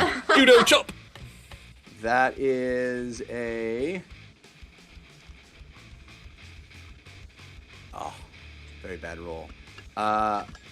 6 points of damage. Bludgeoning. Literally rolled 2 ones. Yeah, bludgeoning. That takes 6 points of damage, and then she continues to attack with 2 fists. So she takes that hit, turns, smacks you, and then goes back with two punches. The first is a 16 to hit. Yes. Oh, I'm sorry. I have advantage and disadvantage that I haven't been saying. Advantage from Grim Faded, countered by Gamer Share for the first one. Advantage from Braba, countered by Saint Thief for the second. So the first one hits. Yes. And the second one is a lot, 24. So that hits. So that is 10 points on the first one and 9 points on the second one. So 19 points of damage. So she takes your maul hit, turns, chops you in the back, and then pop, pop, a couple of very fast blows. And then she will attempt to slide under your legs and come out behind you. I'm assuming you're going to take the attack of opportunity there. I will, yep. I have a question. Did the monster or the creature who lost the last one die? Yes, the creature, the rancid spitter was dead. Do I have Okay. advantage or no? Here. Yes, you have advantage from Snake Master 89, countered by Grim Faded. All right. So it truly is to the death. Nat 20. Not necessarily. Nat 20. Woo! All right, Yes! double dice. So she smacks you a couple times and then attempts to slide under. She stops immediately if I hit her. Yes, so attempts to slide under your legs, between your legs, and you just kind of pop her with this massive uppercut as she's trying to get low. Good. I love the animation we got. This is great. come on, come on. 21. Yes.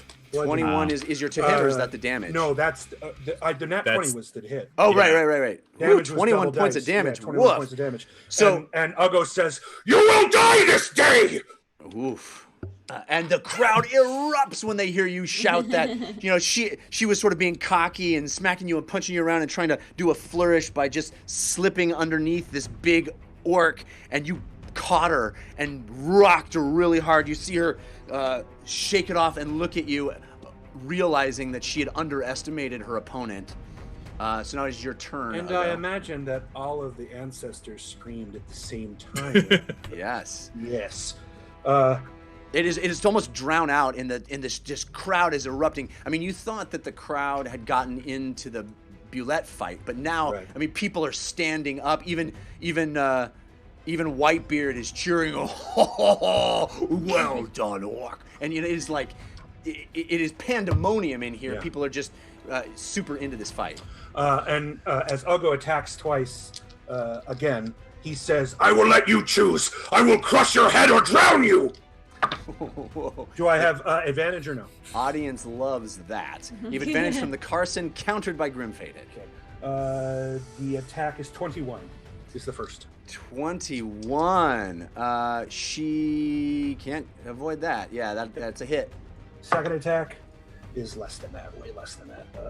11, which is good for sure. So you hit with the first and miss with the second. But she's so stunned from that last crit that she leaves herself open and takes another smack to the face. And this time she takes one less than Max.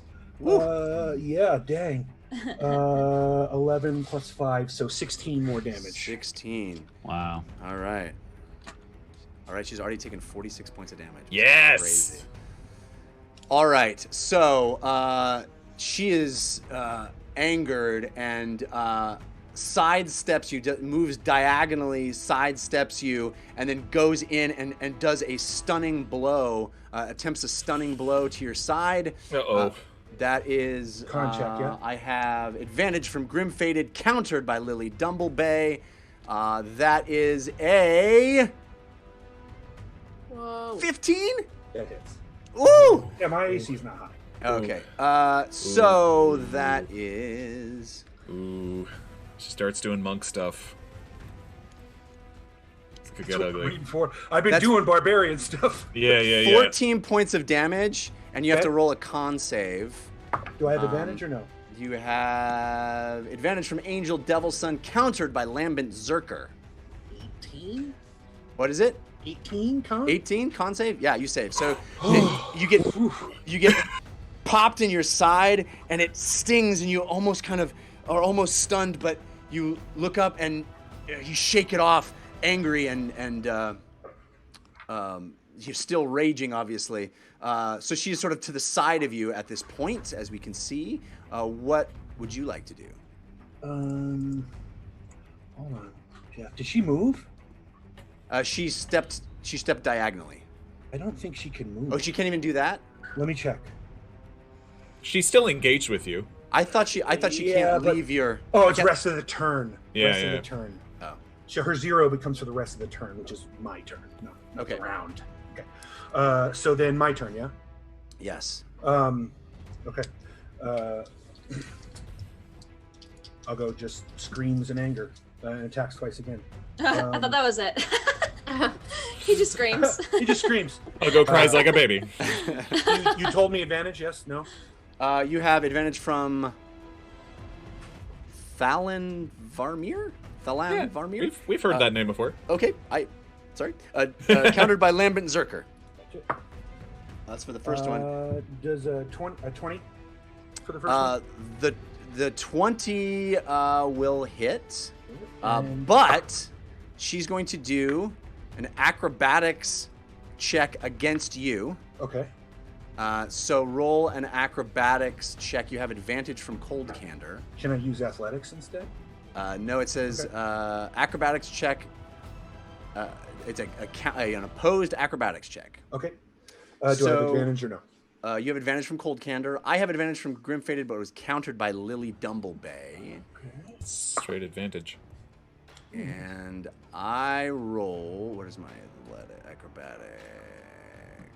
Ooh, boy. I rolled a 24. Yeah, I can't. I'd have to nat 20 it, and I didn't nat 20. Okay, so she takes that hit that would have landed and redirects your punch literally into the wall. You swing I guess you're farther than 5 feet into the wall, but you take a swing and it misses. She was about to hit her and she redirects it, and the ball goes slamming into the side of the wall. Stuff crumbles. People are cheering.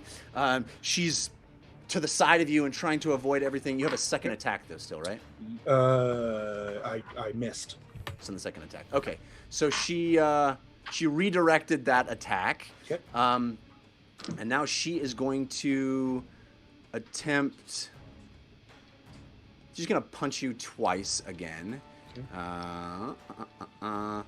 And I have advantage from Grim Fated, countered by False Star on my first. Advantage from Angel Devil Sun, countered by Reloader 68 on my second. So both of them are straight rolls. The first was a nat 1. And the second is 18, so I'm assuming that hits. Yep. So she reaches, a roundhouse kick that you just kind of lean back and it swings wildly around. And then look at the kick. Look at the kick. But as she does that do it again. As she does that roundhouse kick, she comes all the way around onto her hand, does a handstand, and pops you in the face with the other leg. Wow. So that is some capoeira stuff. 12 points of damage. Okay. Oh no. Reduced. Bludgeoning, obviously. He's okay. He's okay. And you some blood on the corner of your mouth. Perhaps you clearly are fighting a very skilled combatant. Right. She's gonna try to move away. She's gonna.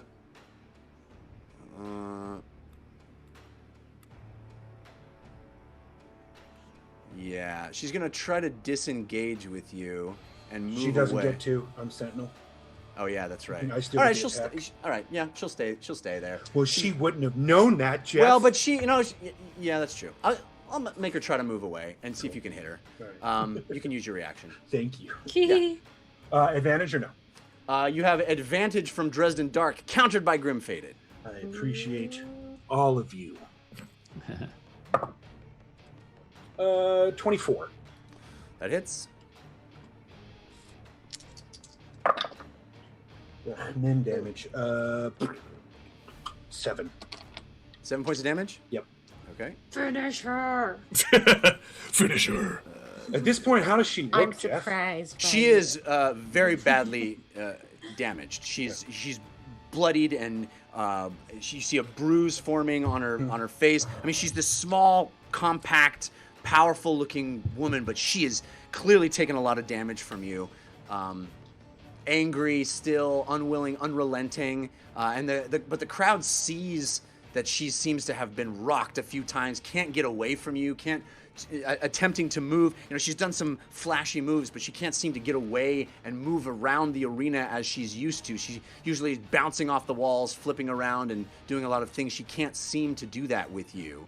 Yep. But it is now your turn, I think. Yeah. Oh, yes, it is. I'm going to take 2 hits, 2 attacks. All right. You have advantage from Dresden Dark, countered by Lambent Zerker, and advantage from Thalen Varman, countered by Lambent Zerker. 18. 18 is going to be dodged. She has a reaction that allows her to just dodge, adds 3 to her AC, and she just sidesteps it. Second one. Nat 20 again! Woo! Yay! Oh my. All right. Jeff. Fatality. If this kills her, I would like to do non-lethal damage. All right. Ooh, dang. Let's see. 17 plus 5. 22. 22 points of damage. Yep. Ooh. Oh my gosh. Okay. Gosh. That crit, man. It's crits. Yeah. Especially with a maul. That's no bar fight. So she dodges the first one, and you have been watching her. You have been trying to figure out how she moves, how she dodges. You are reminded of being in a cave fighting other orcs on one-on-one combat. Something stirs in you, and you see as she starts to dodge where she's going, where she's moving her body into, and the maul arrives there before she does, and it smacks her so hard you see her eyes lose focus. That steely stare is completely gone for a moment, and she goes down to one knee, not out but on her last legs. She comes up with one mighty, desperate maneuver. She tries stunning blow again. This is advantage from Angel Devilson, countered by fragment of heart soul. But it is a 15. That hits. All right. So you roll your con save. You have advantage from Aegis 13, countered by Lambent Zerker. And she does... Uh-oh. 15. 15 does not save. Oh god. Okay. She does 13 points of damage, and you are completely stunned. You thought you had her. You had figured her out. You thought you knew where she was going to be. You did know where she was going to be. As she leaned in, dodging the first blow, you come around with the second and knock her so hard it would have leveled anyone her size that you have ever seen. But she goes down to one knee and then comes up with this double-fisted stunning blow. It hits you square under the chin. Pooh! And you completely lose the ability to stay focused for a second. You got the chirp, chirp, chirp of birds going around your head. You stand there completely stunned, and she stands back up to her feet and looks up at the crowd who are cheering and realizes that she has you completely at her mercy, and she does a giant spinning roundhouse kick that comes right at your face. Another stunning blow. Oh no. This is a 24 to hit. Roll your con save. I'm sorry, I had advantage from Grim Fated, countered by Kaibuk, so it is that 24. I'll go, your con save does have advantage from Aegis 13, though. Ron, you're muted. I was coughing. I apologize. 20, since I have advantage. All right. So this time she hits you again with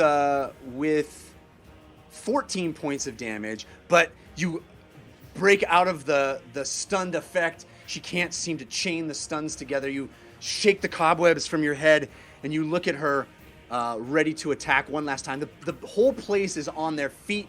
Fahima, Civ, you see the bloodlust in everyone, the raucous excitement of this evenly matched pair going toe-to-toe in the mud. There's mud splattered everywhere.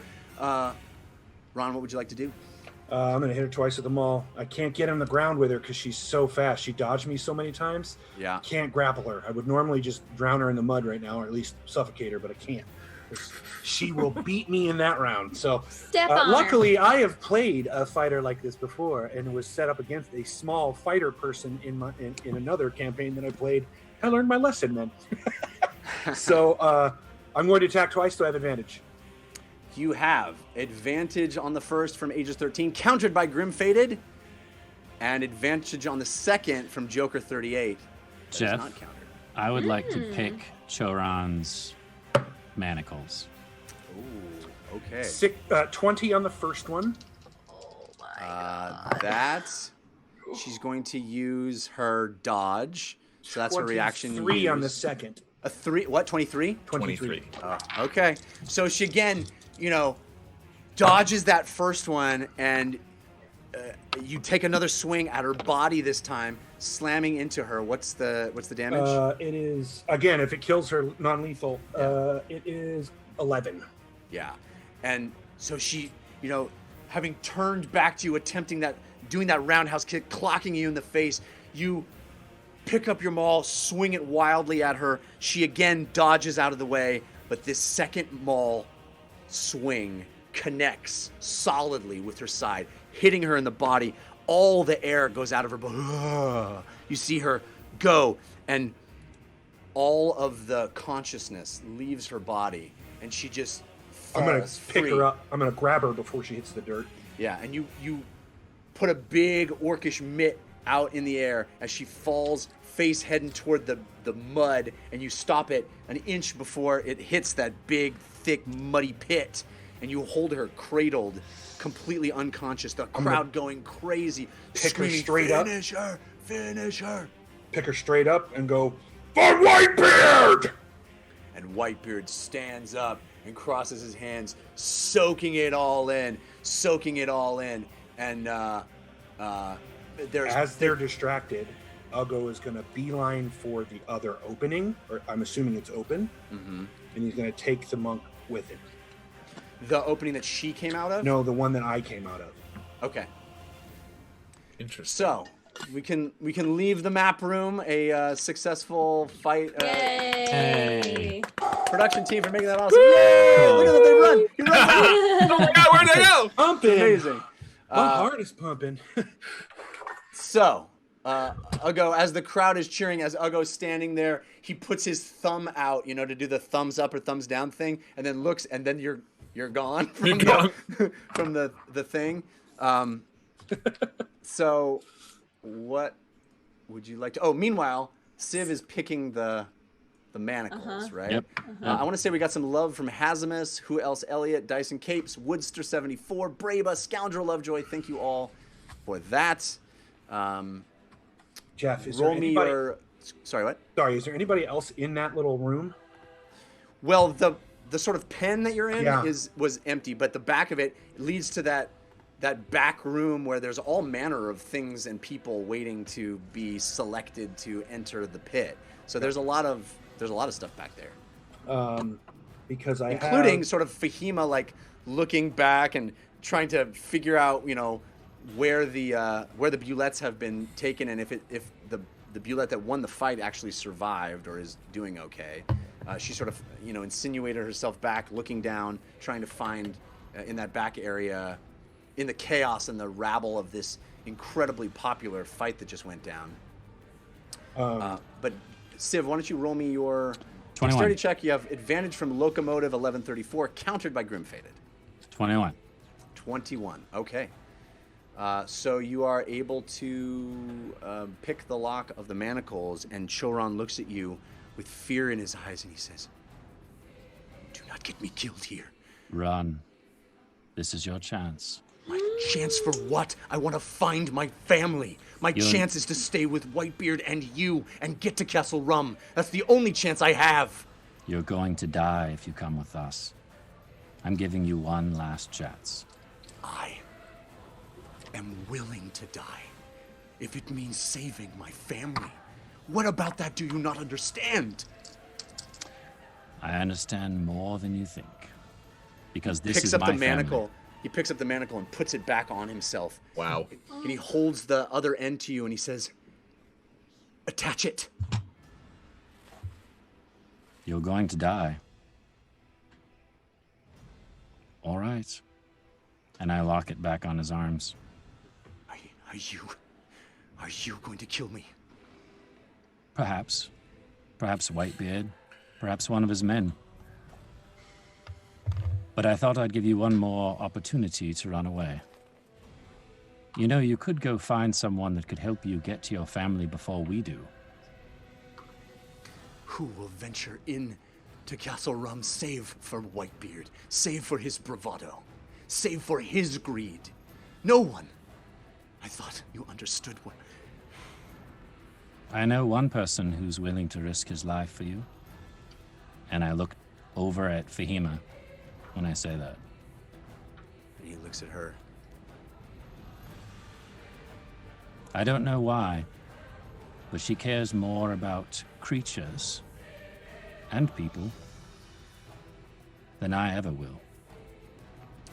Fahima, as you get to the back and you hear this cacophony, this excitement of people, of Whitebeard taking the cheers and kind of playing off the fact that his man has now run away, you see, as you are peering back behind this partition where the second half, the back half of the mud pit exists, you kind of are able to slink in unawares. People, the chaos so extreme that you're able to kind of find your way back, and you see Uggo and this halfling moving through the other combatants and the pens in the back, and you spot the Bulette injured, bleeding, sitting unattended in another pen, waiting to be collected by its owner. So I see Uggo at the same time that I see this Bulette. Yes. Yeah, Uggo's putting down Elphora, you said her name was? Idora, yeah. Idora? Yeah, he's placing her down. Sorry. Elri. Elri, excuse me. Elri. Idora was the person that the other team... Elri, he's placing Elri down and trying to wake her.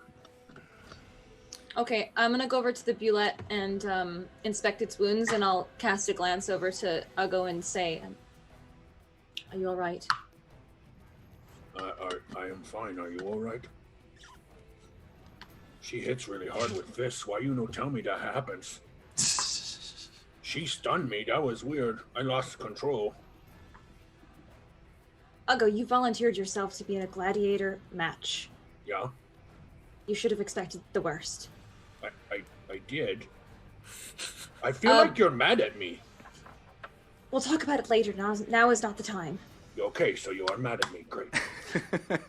And with that, we check back in with our other team, who've been patiently waiting. I appreciate it. Very patient. I'm loving it. So Good James, show. James and Lily, you both have descended the full length of the lighthouse. Is that correct? I mean, yes. Well, we checked in with him. Okay. I think. Yes. No, I Or agree. maybe not even a conveation. Just We sort of clarified, so we just go out to the grounds. Yeah, I mean, I won't put you through that again, but Please. He indicates that, basically the idea here is that literally all of the land that this lighthouse is sitting on is a is graveyard. also, it's not even a I guess you could call it a graveyard, but it's more like a distillery where the barrels are carcasses. Okay. So it's like a distillery meets a graveyard. Are they in bottles already, or should we? I'm pointing at like the empty bottles. Right? Should we take some for bottling? There's jugs inside the body. Okay. You can divvy up as you please. Perfect. No problem. I guess we'll see you when we die. Looking forward to drinking. Aha. Okay. Have a good one. Your Excellency. Yes. Yes. Okay, let's get out of here. And you guys, excuse me, make your way down the spiral staircase down the lighthouse, and you get to the bottom where the door that you had knocked down is, and as you walk out front door, you notice that first door James has ever knocked down in his life, for sure. door that Lily has knocked down. We watched her do it. That the rain has started slowly to start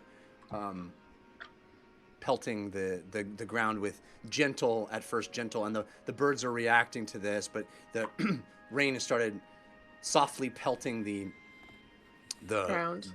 ground, and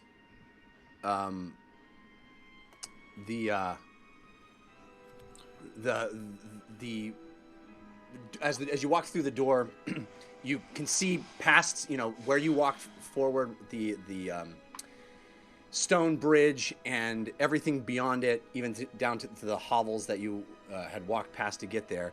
And on either side of you, you look with new eyes on this ground, and you realize that while there are stones and there are things growing here, a lot of it does seem to have been messed with. You know, the soil having been recently churned and dug all around. I mean, it is something that with the thick layer of gulls when you first walked through, maybe you didn't quite realize, but with the knowledge that you have now, it does seem like there's been a lot of manipulation of this soil, so to speak. Are there shovels around, anything like that? Yes, there are. Around the side of the lighthouse itself, there's quite a lot of just junk in piles. There's a wheelbarrow, and there's a pick and a shovel, and there's more bottles, empty bottles, there's crates, all that stuff. All right, I guess I'll grab us a couple shovels. Okay. I mean, this is gotta very grim say, business. I'm impressed with how he can still dig. Right? Anything, honestly. Maybe people like us come often enough where he can get others to do it? Maybe. I don't know. Maybe he's more spry than he seems. Anyway, okay. James sort of like lifts up like part of his jacket or a scarf or something and kind of like puts it around his mouth. And good idea. Yeah, treads down where it seems like a ripe planting ground, I guess. All right, so you hit the shovel into the ground, and as you do, to hit something solid that doesn't seem to be deep enough to be, something buried. Really, it's much shallower than it should be. And as soon as your shovel hits this solid thing in the dirt, as the rain starts to sort of pelt down on you, a terrible, terrible smell hits your nose. Just an awful aroma, and I need you to roll me a Constitution saving throw. Oh no! Both of us? Yes, both of you. James, you have advantage from Red Robin that was countered by Grim Fated. Thank you, Red Robin and Grim Fated. Lily, you have advantage from Lily Dumbledore, countered by Grim Fated. 11. 11. And Lily? 16. 16. Okay. You said con, right? Yeah. Con save. Yeah, con. Where's my little thingy here? Hang on. Boop, boop, boo. Lots of windows open. Yeah, 16. So both James, turn into zombies. You take 12 points of necrotic damage. Whoa! What? From the smell?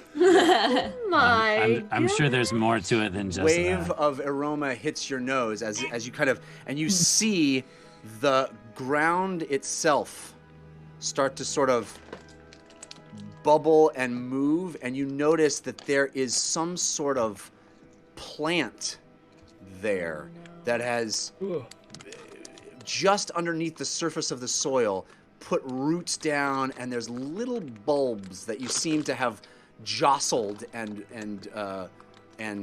pierced through, and there's this noxious fume that's coming up and assaulting your senses. Lily, you're able to sort of turn and take it and steal yourself from the effect. Show your masks. Yes, exactly. Oh, too soon, Vahima. Too soon. But we are going to return to the map room. Oh no! And I need both of you to roll initiative. Amazing! Oh, gosh. So good. Oh my gosh. So Should have got it. We have advantage? You have advantage from Z-Man 9018, James, Lily, you have advantage from Lily Dumblebay, countered by Grim Fated. Oh, so I wasn't countered. Excellent. Okay. That's correct. Okay, Rub cool. it in, So there's this James. horrible, as you can see in our close-up here in the map room, this horrible, grotesque corpse flower thing. That is a corpse vine, I'm calling it.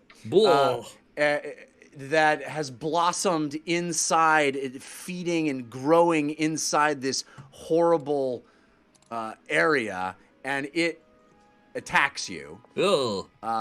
And I rolled an 18, by the way. all right, I rolled a 10. 18. Lily has a 10, and the corpse vine. Oh, natural 20. All right. So Well, it's in its element. Right, literally. it attacks, and we will find out what happens next week. No! Oh. I don't think we can finish this fight in time, so we will come back to the map room. We will come back to the map room as we start the episode next week. And we will find out what happens as Lily and James try to harvest some liquor of the dead from the most It's only horrible two people location. against one creature. You can do that in 20 minutes. Come on, Jeff. yeah, I'm sure that's all that will be. So, I'm sorry to cut things a little short, but I didn't want to get too far into something. Look at that map room. Isn't that great? Isn't that cool? Very cool. Very cool. Kudos to the amazing production team for pulling this off. Something they've been working on for a while now. I'm just overwhelmed and amazed that they were able to do it. And we will have more map room next week as we find out how this fight goes and we find out what happens inside the mud pit with our team following that craziness. But I must thank people giving us love. Squishy Tofu, Bingle in Flames, Just Jules, Scoundrel Lovejoy, and Woodster74. Thank you so much. We appreciate those balloons. We appreciate all of you watching and sticking with us. Again, as I said, please tell your friends if there's anything you could do to give us a nice little one-year anniversary gift. It would be to help spread the word. Maybe write a review anywhere you can find that this show is on demand. We appreciate that. That really does help people find it. So we'd like to spread the word of the show. Even in these crazy times, we can keep playing in the land of make-believe and give some escape to both ourselves and to you, hopefully. That was very escapeful. Yeah. Escapeful. It was escapeful. Escapeful. Yeah. That was a good one. I was fully immersed. Happy anniversary. Happy anniversary to all of you. Hey, happy 1 year. Love you guys. Also, there's going to be, I think Airman already mentioned it, but there is going to be a 1 year anniversary fan stream. That's right. On Friday, which is our actual anniversary date. Yes, April 24th. April 24th at 6 p.m. Pacific time on Caffeine. Morgan, do you know the URL? It's caffeine.tv/dr Discord. D-Run Discord. D-Run Discord. Apologies. For Dungeon yes. Run, D-Run, yeah. D-Run Discord. Should be able to find all the D-Run information Discord. on the Discord. You can find Correct. I think we're all going to be there watching. For sure. Yeah. So I'm excited to see what this is. This is all completely generated by the fan community. Yeah. We're extremely grateful for that. Indeed. I mean, I'm so excited to see what it is and how it's going to go and what people are going to say. I'm so thrilled and so excited. I love this community. I love you guys.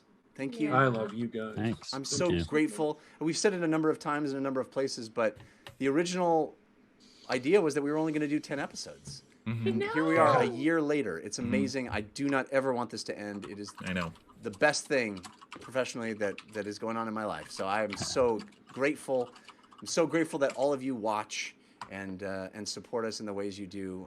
I don't want to stop. I'm sorry I keep rambling. We can go right back to that fight, buddy. You can swim it back around. We can do this right now. Let's go. We got some buffer time here. We we'll start year 2 next week, and we hope you're there with us. We can't wait. Until then. And wait. Tune into the Dungeon Rundown on Tuesday. Yes. And say hi to Trisha for all of us. You're as right. Well. The Dungeon Rundown, which is our sister show, our wonderful, wonderful host, Trisha, is going on hiatus for a little while. We hope that the show can come back very, very soon, but it will be the last one for a little while, and we want to send her and that team as much love as possible next Tuesday night at 6 p.m. Pacific time, caffeine.tv/The Dungeon Run. So please do that as well. Join us. We'll be there. Said doo-doo. All right. Did say doo-doo. Thank you, everybody. We'll see you next week for year 2. Until then, humankind. Be bold! To all of you who played along and interacted with us throughout the evening, our humble thanks. And thank you to everyone that shared our adventure. You know we appreciate it. Oh, and I know Jeff just mentioned it, but I'm going to say it again because I kind of like redoing things. The 1-year anniversary live stream is going to be happening this Friday. This is the fan stream, okay? At 6 p.m. Pacific Standard Time. And it's going to be on caffeine.tv/DR or D-Run Discord. That's D-Run Discord, all right? Now, also be sure to tune into the Dungeon Rundown, the official Dungeon Run after show, this Tuesday night at 6 p.m. Pacific. It will be the last Dungeon Rundown for a little while as the show goes on hiatus, as Jeff also mentioned. Our host, Trisha Hirschberger, will sit down with the cast of the show to talk all things Dungeon Run, including your community questions, episode recaps, theories, and all the fan art that your mortal brains can fathom. The Dungeon Rundown airs right here on caffeine.tv/The Dungeon Run.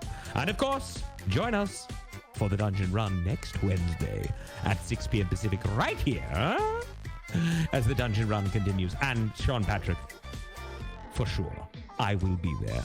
I promise. Until next week, may the dice... I'm going gangster here. Hold on. Let me try that again. Until next week, may the dice roll in your favor.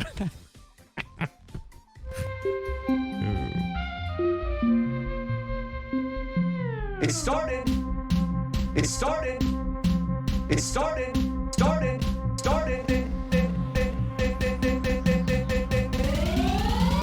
As a simple dungeon run.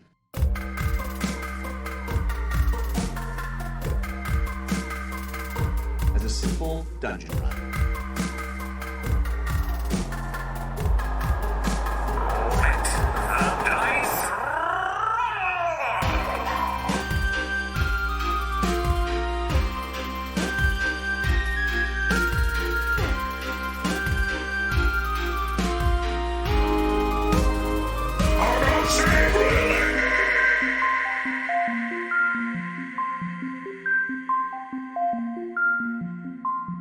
In a world where magic exists, anything is possible. Ah, life is pain.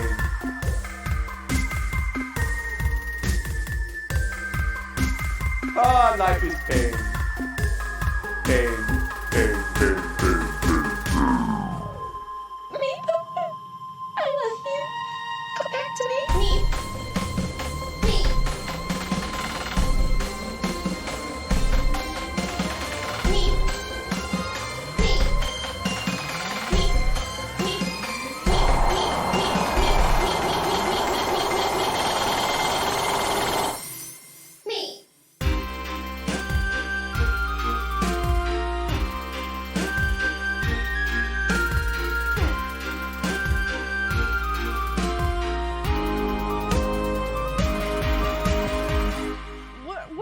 We're falling through space. No plan.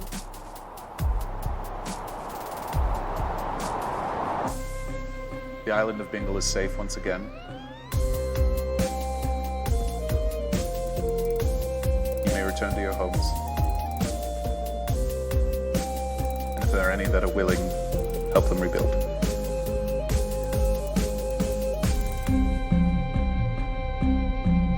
humankind. Be both.